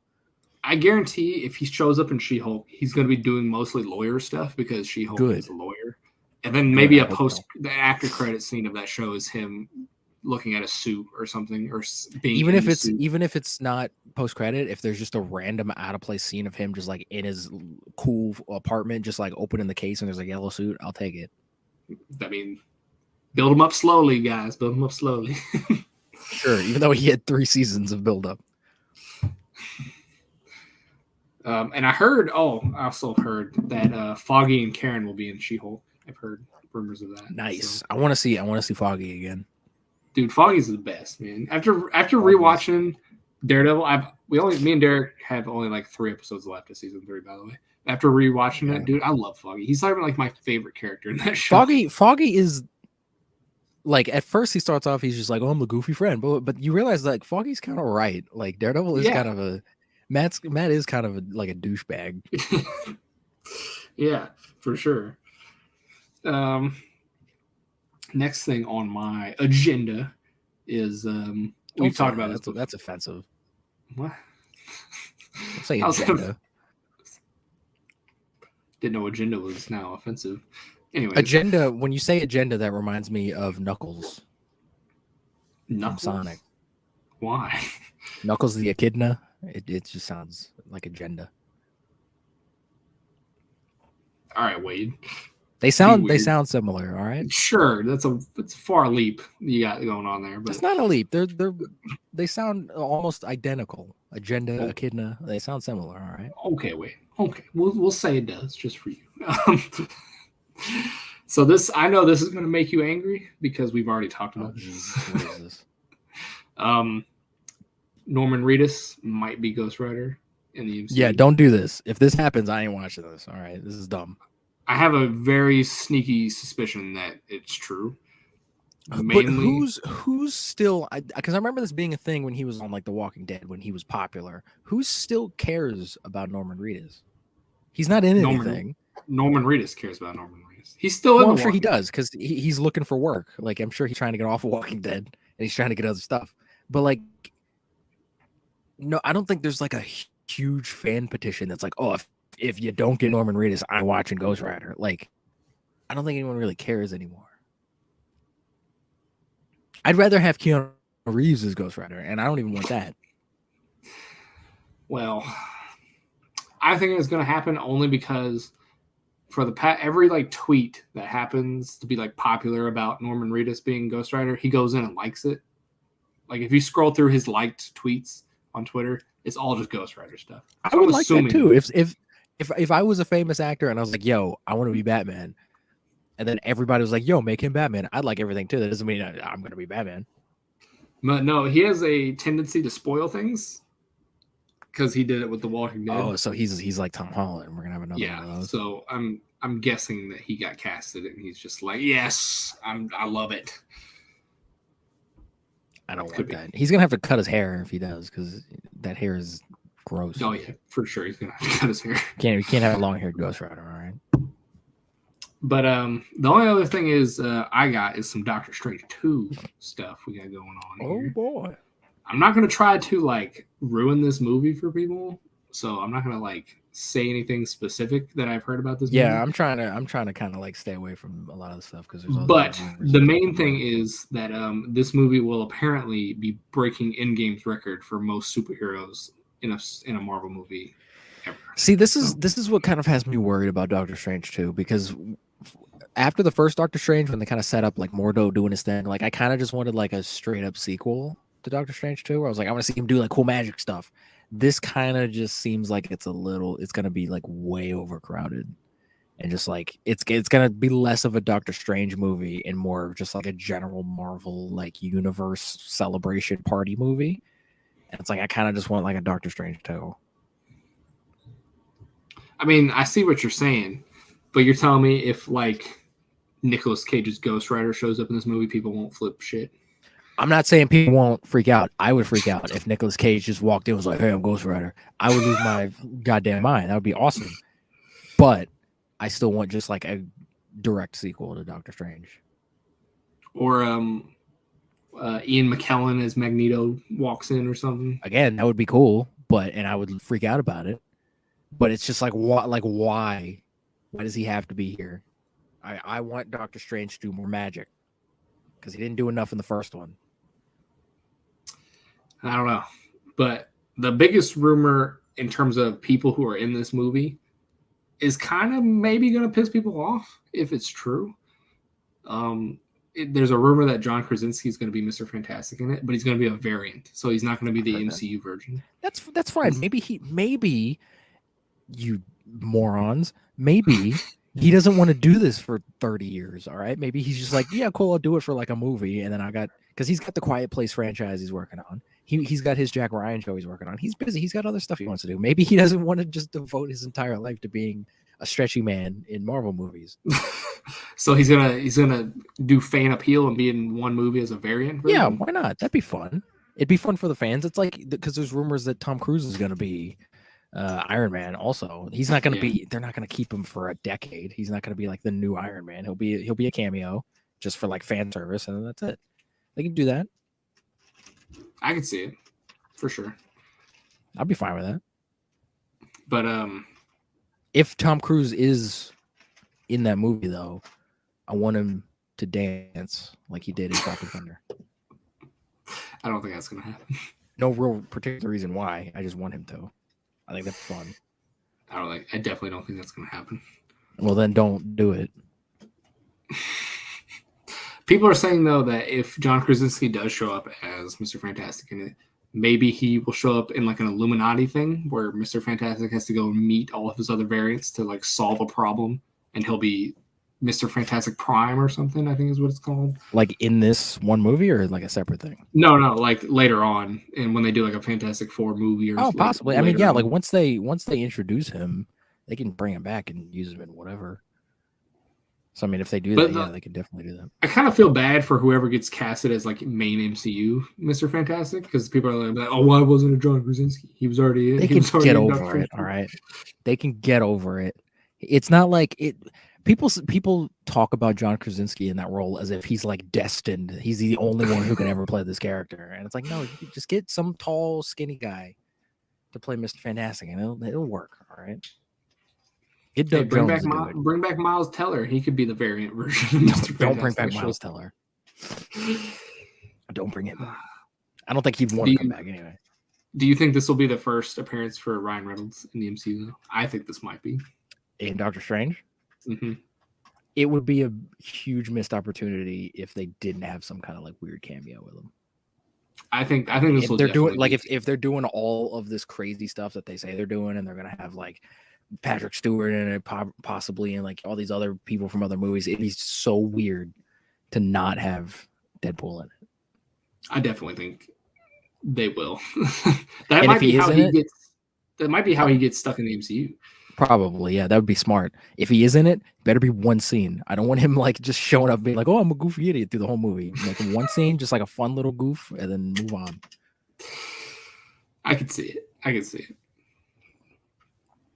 I know a lot of people have been hammering for Edward Norton's Hulk to be in it. I'm like, you guys that doesn't make sense because he's the same Hulk. He's just a different actor. It's the same one though.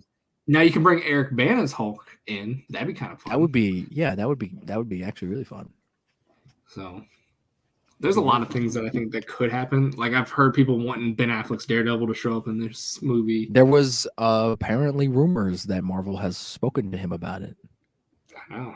And I highly doubt he would come back to do that after everything he's been through with Batman and what he said recently about IP movies and stuff. I don't think he would want to. I don't think he has any interest in doing that anymore. If he's showing up for a cameo, I could see him being like, "Yeah, it's just one. Like I show up for a day on set." And maybe, I don't know. That'd be weird. But like, is anyone gonna see him as Daredevil and go, "Oh shit"? No. It'll be fun for. I mean, like even if it's not, it's Ben Affleck. People know who Ben Affleck is. And oh, he's Daredevil. Yeah, but they're gonna go. Wait a minute. I thought he was Batman. But it's gonna be the same thing with Tom Cruise as Iron Man. People are being like, "Who's that guy?" No, people know Tom Cruise, Devin. But they're not going to go, wait, who's Tom Cruise? Who's that guy? He's dressed up as Iron Man. I'm like, no, that's cool. It's Tom Cruise as Iron Man. Well, yeah, I'm sure they'll recognize Ben Affleck, but I'm just saying, like, how many people are going to remember that Ben Affleck was Daredevil? I don't know. But some people will, and it'll be fun. None of those kids. There's going to be no kid in that movie that's like, oh, yeah, I remember 2003 Daredevil. They're going to be like, especially if it's just a cameo. Like, it ain't that big a deal. Like, it's not going to be like a main plot point. So, I mean, yeah, he probably could. He could probably do it from like his couch. He could zoom in and just do it from. They'll CG him on somebody. I heard one of the Punisher actors might show up in this. So, which one? Because depending on which one, that could actually be fun. Let me look at which one was rumored. Is it Thomas Jane? Yeah, that would be yes, that would be awesome. Ray Stevenson could technically show up, but he's already in the MCU, so that'd be kind of weird. What about our old boy Wesley Snipes? How would you feel if he showed up in it? I mean, if Wesley Snipes is in it and he has some weird line, some weird like one-liner, give this movie like all the awards. If he says something about ice skating uphill, I'm gonna lose if he shows up and he just says that and then leaves, that's like all he says in the movie. This is best picture. All right. That'll be the greatest thing ever because Wesley Snipes is gonna kill it, and he's gonna have so much fun in it. He better be in Blade. He doesn't have to be Blade, but he better be in it. if he's not in Blade, but he's in this, would that be okay? He's still technically a part of the MCU. No, that's a problem. It's not that I want him in the MCU, is that I want him in another Blade movie. See, if they do all this, like for example, they just everything we just mentioned happens. All those characters show up. That means like everything Marvel's ever done is connected to the MCU in some way. Yeah, that's just going to complicate everything. I mean, technically, you can already say that because they've acknowledged the multiverse, and they've acknowledged other universes and stuff. So you could say that already. But like, if you wanted to enjoy, like, if you watch the MCU, like from start to beginning, oh Jesus Christ, and you wanted to enjoy every aspect of it, would you throw those? It's already because it's already getting bigger now that they've introduced, like, now that the Tobey Maguire Spider-Man movies and the Andrew Garfield Spider-Man movies are now part of this universe, and the Venomverse and Morbius, like, and then now you're gonna have all of the X-Men movies potentially, Daredevil, the 2004 Hulk movie, all 3 Blade movies. Like, this is nuts. The Punisher movies, possibly. Maybe all of the Punisher movies. I've heard Chris Evans might come back as Human Torch in this movie. And then all the Fantastic Four movies. Like, Jesus Christ, guys. Y'all need to chill. Like, let's just connect everything. Everything we've ever done. Let's just make it connected to the MCU. If they do that and they don't bring back Puppet Howard the Duck, this was all for nothing. They could do that. They could. I don't think they will, though. All right. What do you think the odds are, though, of the biggest cameos that everybody wants? Hugh Jackman. What do you think? I could believe that, honestly, because he's still in shape. He could still just show up for a day and scream into the camera and like put the Wolverine claws on. Would you want to do it? I believe that. I don't want it. Because I think Logan was the perfect ending. And if he comes back for this, then he's a liar. Because he said Logan was it and it was done and he's never coming back. Well, no, he did say he would come back only if it was the MCU. That was his one condition. That's not. Didn't he say recently? Like I don't know about recently. 6 months ago? No, didn't he say when he took that photo with Kevin Feige? Everybody asked him about it, and he was like, "No, I'll never put the claws on again." Didn't he say that recently? I don't know about that. But I remember when Logan came out, he said the only time I would ever return if it was in the MCU, and he said that would probably never happen because back then they didn't think that would ever happen. He's like 60. Move on. All right, he played that character for almost 20 years. Move on. Like, it'd be fun to have a nod to him. Like, if Ryan Reynolds does show up and he has like a picture of him, that'd be funny. Yeah, that's fine because that's what they do in the Deadpool movies. They have pictures of him everywhere, and he's like, "Oh, it's Wolverine." Oh, that's fine. Like, that'd be funny. I'd be fine with that. But somebody like, I want another Wolverine. Somebody from the X-Men verse is going to be in this for sure. I don't know who. I've heard this is the problem with all this stuff because I've heard rumors that it's going to be James McAvoy, but I've also heard rumors that it's going to be Patrick Stewart, and it's like they're not both going to be in the movie. Because they're both the same character. They're the same. Yeah, they're the same guy. I've heard both Magnetos might show up in it. Jesus Christ. Could you imagine that? It's just everyone who's ever been in any Marvel movie is in this. I've heard Halle Berry might show up in it. I've heard the guy who plays Cyclops. That's unnecessary. That's unnecessary. We don't need that. Well, maybe that's possible if like they open like a wormhole and then like they strut out in their like OG like X-Men outfits. Like that would actually be kind of fun. See, here's like, the whole team. Though. Like that would be fun. I don't think all of these per se are these people coming in the MCU. I think this might be Doctor Strange just flying around multiverses and just showing up. No, that's probably what it's gonna be. I don't think they're gonna come to our universe and we gotta all team up to fight like Shumagor or whatever the squid thing. I think it's gonna be him hopping around different universes. That's what I want it to be. But when asked about it, Kevin Feige has said, anything that you have thought of, we have also thought of, and then thought of 10 other things that we would do. That's terrifying to think about. So that's terrifying. So that means that like people like John Krasinski that have never been in a Marvel movie being a variant of somebody else probably is going to happen. I don't know who. Oh, yeah, Kevin Feige's aware of like the memes and what the fans want. Like he's aware of all this stuff. So this it gets me excited because I have no idea what I'm going to get. But it also makes me a little nervous. Thing, but that's nervous. Because again, we're not going to get a proper Doctor Strange sequel. We're going to get Marvel Palooza. The only one that I can probably guarantee that's going to be in it is probably Tobey Spider-Man. Only because Sam Raimi's directing it. And probably, yeah. They've mentioned Doctor Strange in Spider-Man 2 before. That's the only one I can maybe like 95% guarantee Tobey's. Well, I can already guarantee you who's going to be in it. Mostly just because Sam Raimi. Bruce Campbell's going to be in it. Bruce Campbell's going to be in it. he's already teased that he's in it anyway. He teased like a year ago. Cumberbatch is going to be in it. Dude, it'd be amazing if Bruce Campbell was like a variant of Doctor Strange, and they meet each other, and then Bruce Campbell being just himself, like just poking fun and like being a goofball. I've heard one of the Olsen twins would be in it as a variant of Scarlet Witch. No, see, that's just unnecessary. That doesn't. No, they don't even look the same. I've just heard. These are just things I've heard. Rumors. Well, that needs to stop. I mean, I've heard that Chris Evans might be in it as Hydra Cat. Like, that's more believable than Human Torch. Probably, yeah. Because audiences, because you have to think about mainstream audiences and their knowledge of movies also, because like, yeah, it's going to be for the fans and everything, but you have to make movies for mainstream people too, and like grandmas and stuff. True. And people know Chris Evans as Captain America for the past decade. So if you see him as another version of Captain America, you're going to go, oh, that makes sense. But if you see him as a fire guy, you'll be like, what? What is this? What if Doctor Strange like says that? Like, aren't you Captain America?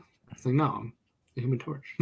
I mean, sure. It'd still be a little odd for people who don't know. Like for the Marvel fans, like they'll get it. Like it doesn't matter. But for like grandma, she'll be like, what? How does that? Why is he on fire?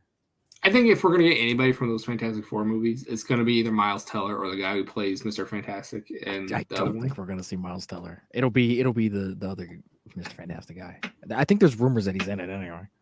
There's rumors, literally anybody who's ever been in a Marvel movie, they're rumored to be in this movie. The Rent guy from Spider-Man, Mr. Dickovich or whatever, he's rumored to be in it. Anybody who's anybody. The pizza dude.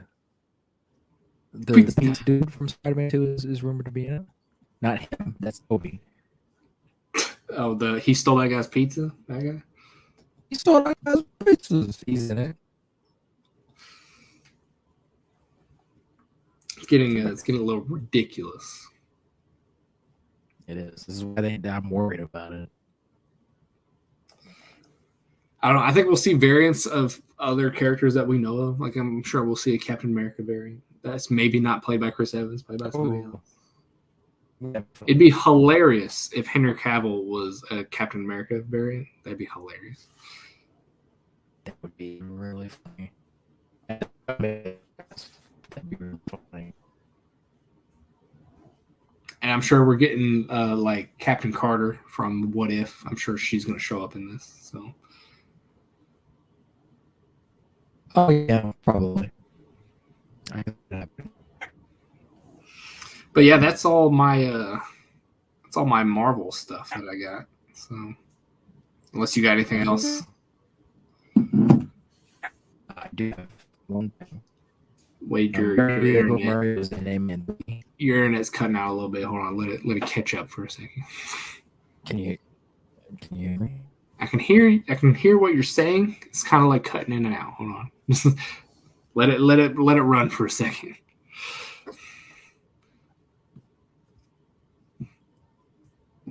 If I talk lower, will it? Oh, that's work? Yeah, it's a little better. I heard you that time. Okay. We know Bill Murray is in Ant-Man 3. Yes, we do. According to him, he's playing a villain. Yeah, he's playing a villain. It'd be funny if he's just a normal guy and he's just an asshole in the movie. It'd be funny if he was just Bill Murray. He's the actor Bill Murray. Like, just him. He's the villain of the movie, just Bill Murray. I still like. Is he going to be the main villain of the movie? Like, that's kind of funny if he is. So I've heard. That'd be hilarious. I've heard he might just be a cameo in it, but it'd be hilarious if he's like the main villain. I love Bill Murray. I hope he doesn't just show up in it for like a second. I love Bill Murray. So I love Bill Murray too. I'm still kind of like on the fence on Ant-Man 3. Like, do we need a third Ant-Man movie? I feel like Ant-Man's so much better as a side character than he is as a main character. Yeah, it's the same problem that we have with a lot of these MCU characters with like Black Panther and stuff, where it's like they made him a headliner, and now that Chadwick's gone, we can't have that character anymore. But it's like he worked so much better as a side guy, like just popping up in other movies. You can make a good Black Panther movie though. I feel like it's kind of hard to make a good Ant-Man movie. Like, there's not much you can do. We've already seen two of them. Two good, like a great Ant-Man movie though. Like, they're good. The first Ant-Man movie. Like I really like the first Ant-Man. I feel like every Marvel character that has their own movie right now has at least one great movie. You got Iron Man 1. All three of the Cap movies you can consider great. Thor Ragnarok is great in my opinion. I know you don't like Thor Ragnarok. Spider-Man 3 is great. But like, it's Ant-Man though, like the two Ant-Man movies, they're not great. They're good.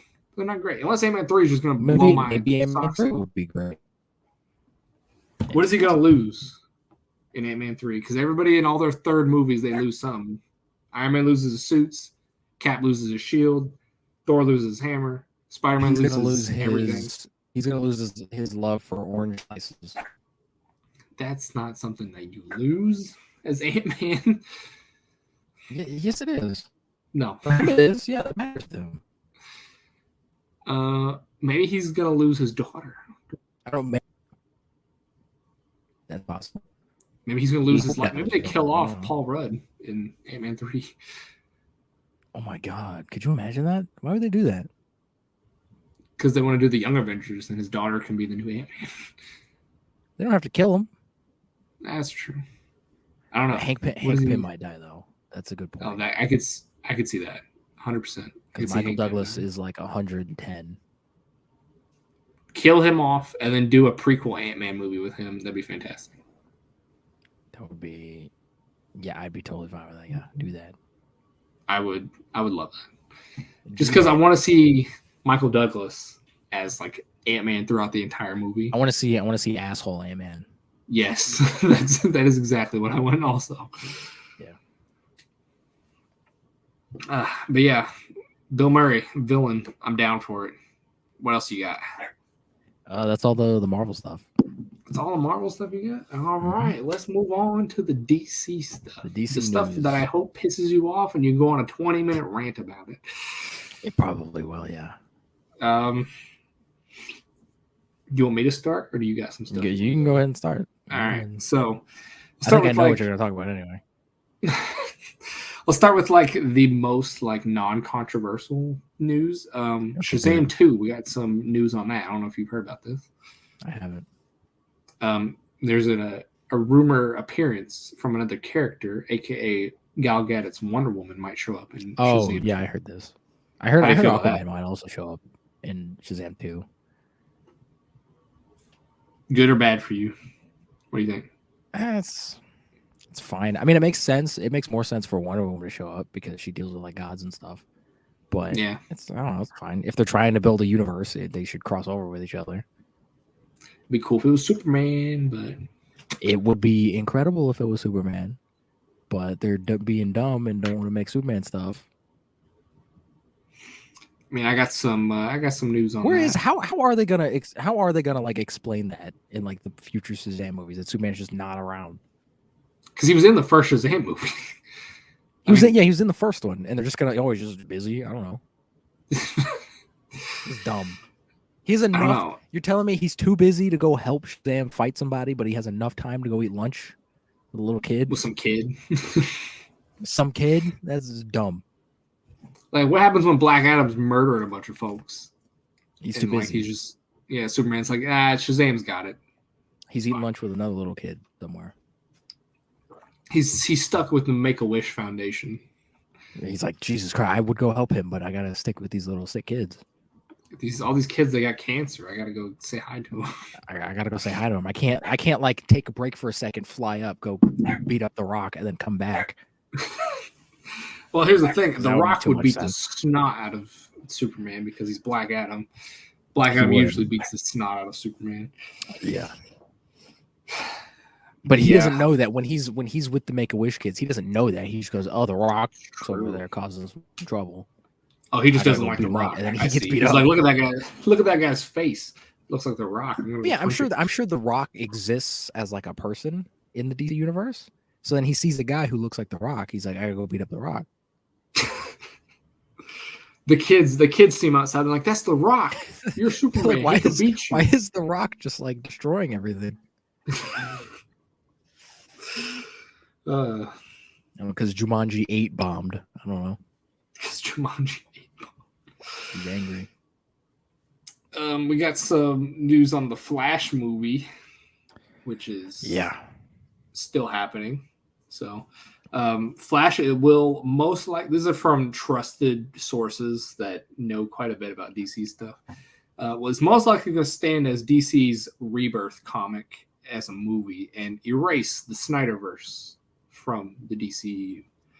How do you feel about that? I mean, that's fine. I know they've said for a while that they wanted to get rid of, or they wanted to like get away from the Snyderverse. I mean, it's evident with Justice League and that whole situation that they don't want to be a part of that whole, Zack Snyder stuff anymore, which is fine. But it's just weird to me that they're taking the easy way out, just going, we're just gonna restart instead of trying to like fix everything as they go along and try to smooth everything out. They're just like, nope, we don't have a Batman, we don't have a Superman anymore. Cool. But see, like, just because you made bad movies doesn't mean you're going to continue to make bad movies. Yeah, that's what I'm saying. Like, sure, some people don't like Zack Snyder stuff. I get it.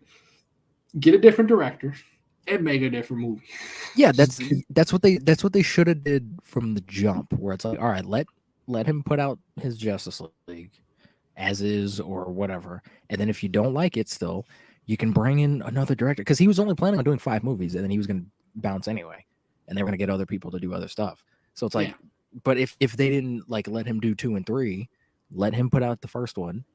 If you don't like it, whatever, if it bombs or whatever, go, okay, cool, and then continue on, get other people, rework the universe, try to make it a little bit more, lighthearted or whatever, instead of just going, all right, we're just going to reboot everything from here on out. Because this, to me, this is like if the first Avengers ended and there was like a portal that opened, like Doctor Strange opened a portal and like Thanos was there. And they made eye contact with the Avengers. And then they just rebooted the Avengers. Yeah. This is exactly what's happening with the DC. And like, imagine they don't care though. That's the thing. They don't care. But imagine what we would have never gotten in terms of like Infinity War, Endgame, and all those movies after that are good. Oh yeah, that would have been insane. But see, the DC doesn't want to work to get to that point. They want to have mega hits, just like they want to have the $2 billion movies now. Is that what they want? Yeah, they want to do the big team up movies now and have all the the big, amazing, great movies now. And it's like, if you look at like the MCU took a little bit before. It took 5 years before it hit the first like $1 billion movie, right? It took 10 years for it to hit the $2 billion mark. Yeah, like the reason Endgame did so well was that they built it up over a decade. They didn't just immediately jump into it and go, "Hey, our second movie into the universe, we're gonna just throw in all the Justice League and kill Superman and like do all this stuff." Like you gotta work up to some of this stuff. If Endgame was the Avengers 2, like if Age of Ultron was replaced with Endgame, that would have been dumb. It would not have done as well. No.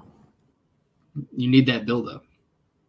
And you have, like I said earlier, you have the 2 most iconic superheroes of all time. You don't need that much of a buildup to get people to get butts and seats. Maybe now you do after you've ruined their IP, but before, you probably couldn't. With them, you don't need to spend 10 years building up these characters. They were already planning on doing, like with Batman, we don't need. I know Ben Affleck was planning on doing a Batman movie, but it's like we don't need another Batman movie. Like we know Batman, we know Superman because he had his own movie. We know Wonder Woman, whatever. Aquaman, like you could have movies in between Justice League 2 and 3 to like flesh out, Cyborg or like Aquaman or whatever. And what's funny is that they have this whole thing that they like wrote into the Flash where they're gonna like erase Ben Affleck from existence, but it's like he was originally supposed to die in Justice League 2 anyway. So it's weird that they didn't just do that and then just get another Batman. Like that was the plan from the start anyway. Like he wasn't supposed to be he didn't have this 10-year long plan mapped out. And I think that's why Ben Affleck kind of was like, all right, yeah, I want to get the fuck out of here. Because like because clearly DC wasn't doing that, and they had no idea what they were doing, and he saw that and was like, yeah, I just want to get out of here. Like, if you want to get rid of him, cool. Make the movie, kill him, replace him with another person. Yeah, and I don't understand the whole, because like the other piece of news I have is we were guessing this originally, but Michael Keaton is going to be the Batman going forward, which doesn't make any sense to me.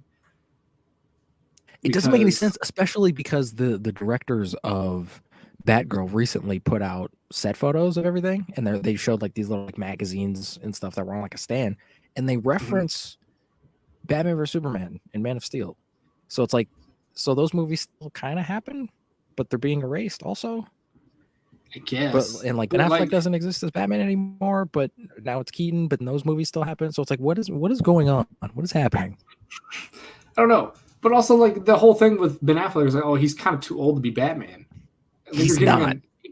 You're getting another guy who's way older than Ben Affleck to be Batman. I know they said that. I know they said that like they wanted a younger Ben Affleck's not even like 50 yet. And then they're getting Michael Keaton who's in his 80s. So it's like none of this makes any sense. Like, it's cool to bring Michael Keaton back for a movie. That's fine. But I don't think he should be the main Batman in the DCU going forward after this. Like, that's a terrible idea. And then also, if that's what they want, because we're not going to see him. I think we'll see him suit up in the Flash for like a second. I don't think we're not going to see him as Batman, like in Batgirl or anything. But like, if that's what they wanted, I think we're going to see him as Batman in Batgirl, because there was a leaked picture. There was a leaked picture of a mural. Or like a I don't think that's gonna be. I think that's gonna be like maybe a painting someone did on like a wall, and that's supposed to be his Batman. I don't think we're actually gonna see Keaton like suit up in the thing. I think we'll see him suit up. I think there's a weird 80% chance he suits up in Batgirl. I think there's probably a 90% chance he suits up and maybe almost dies in the Flash. That's what I'm guessing. He's gonna suit up in the Flash because we saw him in the trailer in the suit. Mm-hmm. So that's going to happen. I don't know how long he's going to be in it. I feel like it'd be weird to have a 85-year-old Batman running around, but whatever. I think he's going to be a main character once he shows up. He's going to be like a Toby Andrews situation where. Oh yeah, for sure. Yeah, he's going to be like a mentor for Flash or whatever. Which that's fine. But because they're going to make Keaton kind of the mentor for everybody, and he's going to be like the Nick Fury and everything. You can still do that with Ben Affleck though. Like, I don't understand why they're just like, oh, let's just erase everything. But then still keep some stuff in continuity. Like, that's weird. I don't know, because I've still heard that Henry Cavill still wants to be Superman, but they don't want him as Superman or something. He's been saying that for almost like half a decade now. That he's like, yeah, if they want me to come back, I will come back as Superman. And they're just like, nope, we don't want you. We're gonna replace you with Supergirl.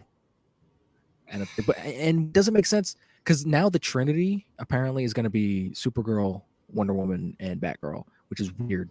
But also, you can't really have a Supergirl without Superman. Where the hell is Superman? Right. Especially this one, because apparently this Supergirl, this isn't Kara. This isn't like his cousin or whatever. This is apparently his daughter. So it's like, did he just die and like off screen? Like, we're not gonna like, where is he? Well, based off what I've been hearing, is that the Flash is going to end like Flashpoint. And where like he like fixes the timeline or whatever, but in this time he doesn't fix it. It changes a bunch of stuff, and I think that's what's going to happen. They're going to just write whatever they want. That's probably going to happen. But even explain it as, the Flash just messed up the timeline. Even if he messes up the timeline and everything's all weird and clusterfuck, where is Superman still? Superman just doesn't exist. He's dead. He's just going to stay dead. We're never going to see Superman again. No. Because in this timeline, he died, and his daughter became. That is a terrible idea. That's what it sounds like they're going to be doing, though. The same thing with like terrible idea. Ben Affleck's Batman just never existed. It was always Michael Keaton's Batman in this timeline because he gets stuck in the main timeline or something like that. That's how he becomes Batman. That's weird. Also, I don't know. I feel like The Flash, everything I hear about this movie makes it seem like more and more of a train wreck to me than anything. Oh yeah, definitely. Well, like, I mean, it's already a train wreck because it's the first Flash movie, And they're already doing like Flashpoint stuff. Like that's not, you don't do that out of the gate. That's like the third movie in a trilogy or something. Or that's like a Justice League movie or something. Yeah, that's a Justice League movie in my opinion. Yeah. Justice League Flashpoint. But like I don't understand their plan. Like Doctor Strange 2. They don't have a plan. That's the thing. They don't have a plan. They're just, hey, let's do this because people don't like what we're doing now. So let's just fix everything. Like they don't have like 6 movies all building up to one thing and they all know where it's gonna go. They're just like, fuck it. Well, let's bring back Michael Keaton and just do whatever. But like Doctor Strange 2 we were talking about earlier, and that movie sounds like it's gonna have just a bunch of characters in it, based on what we've been told. But it sounds more coherent than the Flash movie does, when it only has probably half the characters. It sounds Doctor Strange 2 is going to be more coherent because Marvel has a plan. They wouldn't have done all this multiverse stuff if they weren't like building it out to other stuff. And Kevin Feige knows like we're going to do this stuff here and it's going to branch off into something else, or it's going to tease something else, or we're going to go in that direction, whatever. DC's just doing it. They're just doing it and they don't care. They need a head honcho. They need a Kevin Feige type, some weird nerd. They had Jeff Johns who was supposed to be in charge of all this stuff, but I don't know, he's not doing his job correctly because none of this stuff is making any sense. You know, he's not doing the job that he needs to do, and he needs to get fired and have somebody else be in charge. Yeah. I'm not saying like it can be anybody, any Joe Schmo. You got to have somebody who's knowledgeable in movies and in the comics to be able to do both. Yeah, exactly. You got to have, and there were people asked James Gunn recently if he wanted to do it. And he was like, "No, I don't want to do that." Yeah, I wouldn't want to take that train wreck of a mess either. Yeah, but see, here's the thing: it wouldn't be a train wreck if they just go, "All right, we're just going to start over," which is what they're wanting to do. But then again, they're also like, "We want to keep like Wonder Woman." Yeah, but that's the problem is that they're not starting over. They're taking all the bad and they're just like recasting everyone and they're keeping the good. So it's like it's still going because like going forward, the Snyder movies are still technically, if you're watching all of these movies in chronological order, they're technically still going to be the start of the universe technically because that stuff happened leading up to because Ben Affleck's in the movie. So it's like his Batman existed at a point in this franchise. I don't know. I really don't know. I'm very curious about how this movie's going to end, but I have no idea. Because like it's gonna end in like a really dumb way where it's like here's all the new Justice League members and it's not gonna be as exciting. Here's a person you have no idea who this is. Here's another person you have no idea who this is. Like I don't know any of these people. It's gonna be like Batman or Superman again with the mini trailers for the characters that we hadn't met yet. Probably, yeah. It's gonna be another situation with that. But unlike Batman or Superman, it's not gonna like make any sense or like Batman or Superman at least had like a scale to it and like it felt like a event. Like you're like, yeah, I want to watch Batman and Superman just beat the hell out of each other. Like it was like, yeah, this is cool. This is just gonna be like, what is happening? Like the whole movie just gonna be like, what is going on? When is this movie slated to come out? I know it's this year sometime, but I think it's around the summer. I think it's supposed to be like a summer blockbuster movie. I have no idea how this is gonna go. This could be terrible. I don't know. This could be good. They need to stop with the cinematic universe stuff. They've proven they don't know what they're doing with it. They're not good at it. They need to stick with the Joker role and just make a movie. Just make weird one-off movies. That's what they've always been good at. I don't understand why they thought they could copy Marvel and just be like, hey, let's just do the same thing but rush it and it'll be good. Let's rush it. Idea. Let's not plan the movies like Star Wars did and hope it just turns out better. Look how well Star Wars turned out. Like at least Zack Snyder, he had a plan. But everybody else who's not Zack Snyder doesn't have a plan. They had a plan originally, and then they just abandoned it 2 movies in. Like they had a plan. They were like, we're gonna do Batman vs Superman, Suicide Squad, Justice League, then the Batman, and then like a Cyborg movie, then Black Adam, and then like Justice League 2, and then like like they had stuff planned out, and then Batman vs Superman came out, and everyone was like, this movie sucks, and then they were just like, all right, We're just not doing any of that. Stop everything. We're just gonna hard reset everything. Like, no, you had one bad movie. Yeah. Okay. Well, I mean, Suicide Squad came out the same year. They had 2 like back to back, but still, so did Marvel. Even still, you don't just stop. Like Marvel had the Incredible Hulk, Iron Man 2, and then Thor back to back to back. They weren't received amazing, but they weren't received terribly either. They were kind of like mediocre movies. They didn't hard reset. No, they kept on, and we got the Avengers movie, which was amazing. Imagine if Incredible Hulk came out and it wasn't like super well received and it didn't do like amazing at the box office, and they're just like, all right, let's just stop.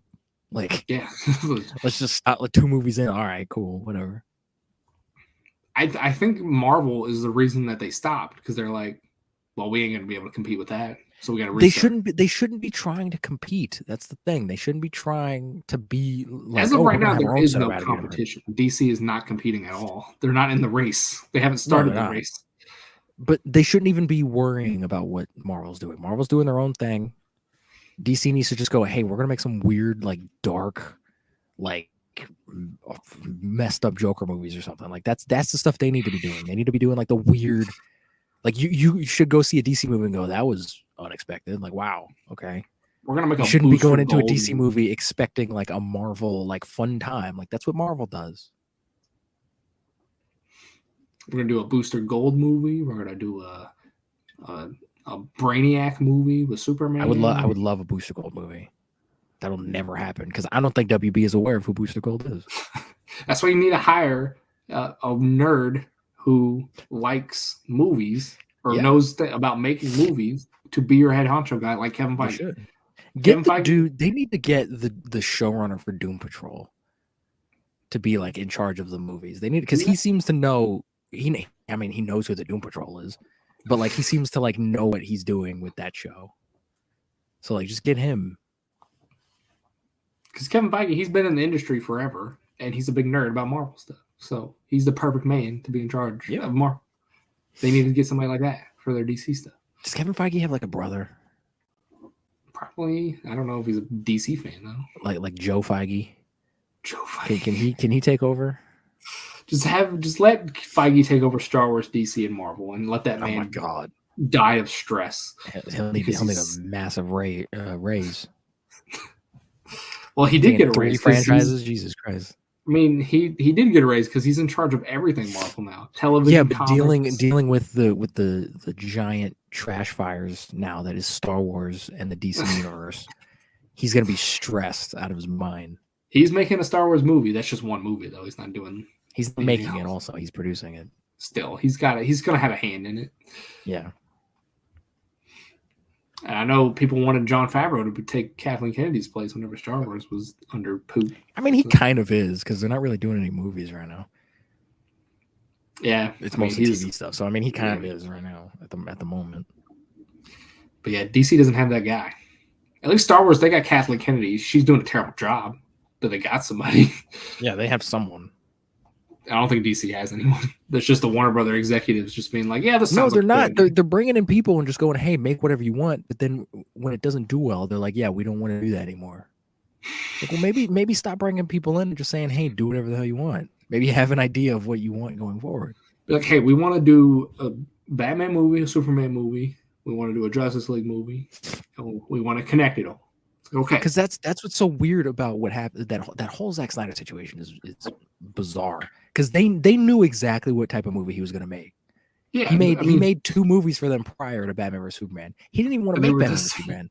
He wanted to do 3 Superman movies, and then they are the ones who were like, no, you got to make it a Justice League movie. And he was like, all right, cool, I'll figure out some kind of way to make this work. And then he did it, and they were like, no, we don't want this. Well, mainly because they were trying to start a universe like 3 times before that. Yeah, they tried to do it with the Dark Knight. And then that failed because Nolan was like, well, they desperately wanted to do it with the Dark Knight. They wanted to start it with Green Lantern also, but then everybody hated it. And Superman Returns. They wanted to start a universe from Superman Returns. And then then Zack Snyder made Man of Steel, and they're like, oh, people like that, kind of. So they're like, let's just turn this into a universe. And but like, I don't understand what they expected. Like, did they expect Did no one at WB sit down and watch Batman vs Superman before they like put it out? Were they like, this is gonna be amazing, people are gonna love it? Like, I bet you they they just did. go, all right, cool, release it. I bet you they watched it and they're like, this is gonna be awesome. And they're like, why do people hate this? That's what they were thinking whenever people were like, I mean, but see, that's what's weird to me, because people hated Watchmen, and Batman vs Superman is very much like Watchmen. Like, I think people just have vendettas against Zack Snyder. They kind of do. He's kind of like Michael Bay, almost. Like, people are just like, oh, it's Zack Snyder. I wouldn't compare Zack Snyder to Michael Bay. Michael Bay is Zack Snyder's a way better filmmaker, but I'm saying, like, in terms of reaction to movies, people are like, oh, it's a Zack Snyder movie. Yeah, he's made a lot of good movies. Yes, he's made 300. He's made Watchmen. He's made quite a few good movies. Yeah, and everyone, I love the fact that everyone now is like, they're rewatching Watchmen, going, yeah, this is actually pretty solid. And it's like, where were you fuckers like in 2008 when that movie came out and it bombed and everybody trashed it? I liked it when I first watched it. I didn't watch it in 2008 when it came out. Watchmen's awesome. The only Zack Snyder movie I have watched that I don't like is BVS. That's the only one. And it's not because Zack Snyder made it. It's just because I don't understand everything, the decisions they made in that movie. And it makes me angry. I mean, that's fair. But it's not because Zack Snyder made it. Zack Snyder, it looks good, like gorgeous, cinematography-wise and all that stuff. Zack Snyder has a vision, and he all worked at it. Yeah. So, but yeah, that's all the DC stuff I have. So if you have anything else, throw it at me. We have our first look at Batgirl. Oh, yeah. Like in the suit. And everybody was complaining that it looked like the CW. It kind of does. It's like the purple. I mean, she does, but that's what the suit looks like in the comics. Yeah, like it looks that way. So it's like, yeah, it looks like the CW suit, but that's how it looks in the comics. It looks like a CW suit. Yeah, I don't know why. Like, people are complaining that it looks like the CW suit. Does the CW one look bad? I don't know if I've ever seen. Well, the CW one. They're just saying it looks like a TV show. Oh, it looks like a big, like cheap, shiny, or like a movie suit or whatever. It looks cheap, but like, yeah, that's the point. Like, it's supposed to be like a janky, like, first costume. Like, that's the whole point of it. Also, was it a behind the scenes picture? Or was it like an actual, like, from the film still? It was a I guess like a press photo or something. Like, it wasn't officially, like, the directors put it out. It wasn't like behind the scenes, but it was they put it out themselves, and they were like, here's Batgirl, here's what she's gonna look like. I'm sure she just looks like Batgirl. She does. I put that photo on my Snapchat and I was like, Batgirl looks like Batgirl, cool. Like, now it'd be funny if, like, she looked nothing like Batgirl. It's like, that would honestly be a little bit more interesting, though. It's like, we're doing something different, guys. She looks like a fish. Fine, cool. I'd at least go, all right, they're doing something weird with this movie. Like, oh, that's different. Yeah, let's do that. That's different. Let's do it. She looks like Aquaman. That's something you would do as a producer. Like, oh, that's different. Yeah, let's do. I mean, at this point in the DCEU and what it is, I would just be like, sure, why not? Do it. Do whatever. Let's make Batgirl look like a fish. Like, why not? Make her look like an octopus. Make it Octodad in the movie. At least people will come out and go, oh, the suit was interesting. It's like, that was an odd choice for the suit. People will talk about that. Exactly. Any press is good press. Movie. So yeah. Anything else DC wise? There's apparently there's rumors that a Robin has been cast for Batgirl. Oh yeah, I think I've heard about this too. I think is this going to be Keaton's Robin? I think it's supposed to be, yeah. And it's rumored that it's going to be Dylan O'Brien. I don't know if you know who that is. I don't know who that is. He did the voice of Bumblebee in the Bumblebee solo movie. And he was on he was in the MTV Teen Wolf show for like 10 years. Is he not a kid? No, he's like 30. He's 30. He's gonna be playing Robin.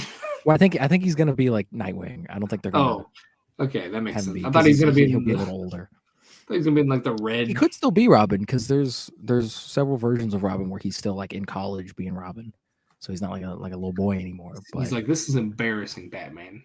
I want to be my own guy. I mean, Christmas colors frighten crime. It'd be weird to like, but see, that's another thing. It's like we're just gonna jump straight into Nightwing. I guess. I really think that when they restart the DC universe, we're just gonna restart in the middle of the DC universe. That's exactly what they did the first time, and everybody hated it. Why are they doing that again? Like they're just gonna be like, yeah, the Justice League, they exist, but it's now the Trinity of Women and all that stuff. So that's literally what they did, and everyone was like, we don't know any of these characters. This is dumb. But they're like, maybe this time it'll be better because we know the Flash. WB is progressively turning more and more into Sony. They just don't get it. They just don't get it. They really don't get it. But at least Sony, they put out some bangers every once in a while. Warner Brothers. Well, I mean, so does Warner Brothers. Warner Brothers put out Joker. They put out the Suicide Squad. They put out But the Joker's not DC and everything. That's fair. That's a fair point, I guess. I'll give you Suicide Squad. Like that's a banger. Yeah. That's more James Gunn than it was Warner Brothers. Well, yeah, definitely. Because I guaranteed Warner Brothers, like, we're not going to put our grubby fingers in this because we think James Gunn, he's got this under wraps. And I mean, we do have them to thank for finally putting out the Snyder Cut. I mean, true. I mean, that was thank them for that, even though they were being assholes about that whole thing. I was going to say, they were kind of like arm twisted. Yeah, they were like forced to put it out, but they put it out. So the fans are like, you're going to put this out. Or we're gonna it had nothing to do with the fans. We're going to ruin. They didn't care if the fans wanted it or not. You really think they would have put it out if the fans weren't reacting the way they were? No. If the fans weren't reacting to it, we wouldn't have ever seen anything from it. They would have never put it out. But they didn't put it out because of the fans. They put it out because of COVID, and they needed. They didn't have anything else to release. That's why they put it out. Yeah, they were like, we have this finished movie. Let's just put it out. People want it anyways, so yeah. So yeah, at least you can say one good thing came from COVID. You got the snacks and Zack Snyder. Well, yeah, I mean that's the only thing that's the only way we probably would have ever seen that version. But yeah, it took the world to shut down for us to get the Zack Snyder Justice League. It's so that I need a documentary about that whole situation because that's. We really still do. Hopefully in a couple of years we do. The only thing is Warner Bros. Would have to sign off on it. Would they? Yeah, because it's going to be about Zack Snyder and Warner Brothers. I mean, you could still talk about it. You just change the name. If you're going to do like a documentary thing on it, then I would want it to be like factual. No, I mean everyone's going to know who they're talking about. Just change the name. So I'd rather. So they won't have to sign off on it because they would never. But here's the thing: if they change the name, then how do I know what else they didn't change? You know what I mean? What else they changed? But I'd rather them change the name and then we see something than Warner Brothers not wanting. You think they'd put it out with the Zack Snyder Justice League movie? Like, here's that would have been great. That would have been great. But you know what? They gave us a 20-minute little like chopped up like. Process thing where it's just like, oh, it was so great working on this movie, and it's like, no, this movie was a nightmare. Like this movie, like you say, movies are a nightmare in general. This movie was like hell on earth. Definitely. Because it was a nightmare the first time because Warner Bros. Was like, hey, you got to make this good because we bombed the last two movies. So. You got to make this good. And then Zack Snyder's like, nah, bro. I gotta go deal with personal issues. And they're like, fine, we'll get Josh Whedon. And then Zack Snyder's like, what the fuck? He changed everything. You get a guy who's completely different from what I do to make my movie. Yeah, and he made a worse version of it. You know what though? After seeing the Zack Snyder Justice League, I see what Whedon was trying to do. He was trying to cut. I don't. I do. I mean, he was trying to cut a 4-hour movie down to 2 and trying to make it make sense. No, that's not what he was trying to do because he added stuff that didn't make any sense, that didn't need to be there. He could have just taken what Zach did and just shrunk it down to maybe max 3 hours. Like, instead why did he feel the need that like, oh, this brunch joke is crucial? No, I guarantee the movie falls apart without this thing. I gotta add this thing. I guarantee this was Warner Brothers using Whedon as a scapegoat, and they were like, "We need to make this more lighthearted," and that's probably what happened.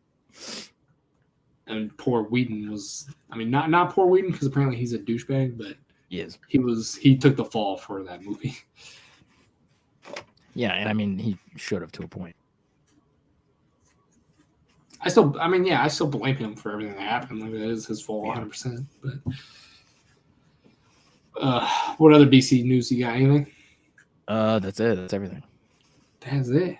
All right. Everything. Well, we're finally back. Hopefully, we'll be on a better schedule than what we have been before. Hopefully, yeah. What's your fun fact? Oh gosh, I wasn't prepared for a fun fact. I know you're never prepared for this. This is a part of the show. Oh, I do have a fun fact. I just thought of it. So over December, we launched a new telescope into space, right? Because the Hubble's getting old. Everybody knows the Hubble telescope.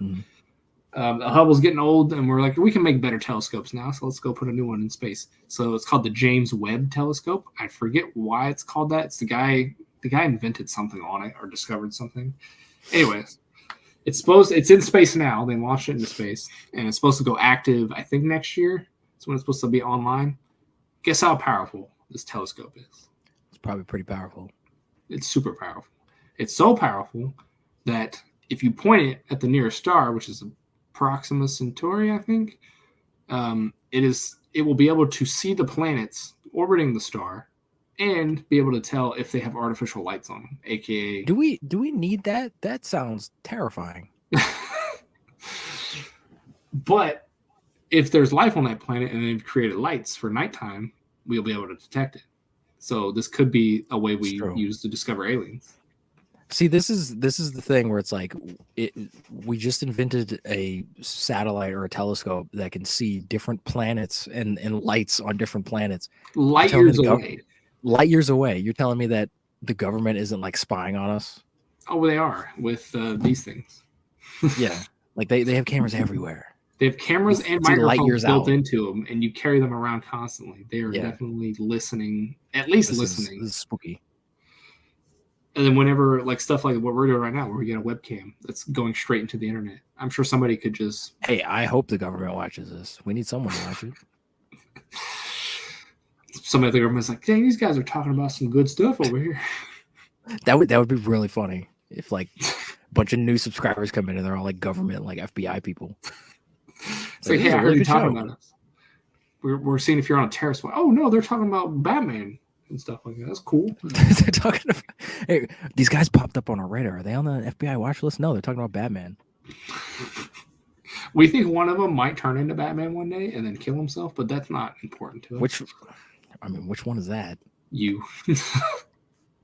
I could see that. Be like, you just crack one day, like, I'm gonna be Batman. I'm gonna go fight crime. I could definitely see that. I'd be the worst Batman in the world, though. You'd be like, what's that movie where the guy just kick ass? You'd be like that, and you just get your ass kicked immediately. Yeah, you're like, hey, quit trying to mug that guy. And then I get stabbed, and you die. And I'm like, oh god. And then I don't bleed out. I just die. Like, you just die. It's off. It's like a video. You die from your own failure. Oh no, I'd probably do something dumb. I'd probably try to like jump on a car and get hit. You know what? If that happens and that's how you go out, I'm gonna make fun of you at your funeral. You should. Be like, this man dove in front of a car. You should, because that's a to dumb try way to to go. stop it. No, I wasn't trying to stop it. I was doing the Batman thing where he jumps on the car and his like cape is swaying, like flowing in the wind because he jumped off a building and he landed on a car because he thought he could glide down. He did do the Dark Knight thing where he just like crumbled the taxi, but he died. He died in the process. So yeah, it's gonna be you. So I mean, he kind of achieved what he was planning on doing, but he died. I'll make sure that in your casket you're wearing a Batman suit, just like you'll be like that. Which bat suit though? Freaking Val Kilmer's. Okay, that was not that bad, but that one's not great. Yeah, I won't give you the worst one, but I won't give you the best one either. It can be mediocre. That's fair. If you can get like a full on replica of Val Kilmer's Batman suit, I'd be pretty impressed with that. I could have gave you George Clooney's bat nipples. Could have gave you that. Val Kilmer has that too. Nobody talks about that, but George Clooney's is more prominent. They are, which is weird. His second suit, his like the silver and like bluish one, that one's not that bad. It just looks obnoxious. Or I could give you the best Batman suit and give you Adam West's Batman suit. I would be fine with that. I know you would. That one, don't go with that one because that's probably the one that I jumped off onto the car with. We'll have somebody remake it. There's not the Adam West suit. So who's that guy up there dressed up as Batman from like the 70s? Dressed up as Adam West Batman, and then I jump off and I land on a car. Oh my God, he committed suicide as Batman. That's probably what they'd say instead of saying, "Oh, he accidentally killed himself." Oh, he committed suicide. It's like, no, that wasn't my intent. It's like, why was he dressed as Batman? I was trying to be Batman. It's like not like they would ask me questions like, "What was the last time you talked to Wade?" I'd be like, he was trying to be Batman. He wasn't. He didn't commit suicide. He jumped off that building to try to fly and glide like Batman, but he failed. But he picked the wrong suit because Adam West never glided. Yeah, so he didn't have a cape that was long enough. His mind cracked because he should have known that. He should have known that. Of all people. Like, the only person you could have been and glided that I know of is... No, all of them did, I guess. All of them do, technically, yeah. Except for West. Except for West, yeah. I'll get a replica of the Batman animated series suit and put you in that. That would be cool. I like that. Which one, though? Because he wears, like, 3. I don't know, the main one, the gray one. Which gray one? He's got like 3 gray ones. The main one, I don't know. The one with the yellow, like the yellow bat. Yeah, the yellow patch. That one was awesome. I always thought that was the main one. Well, that's the first one, and then they just give him a standard one where it's just gray and black and it looks dumb.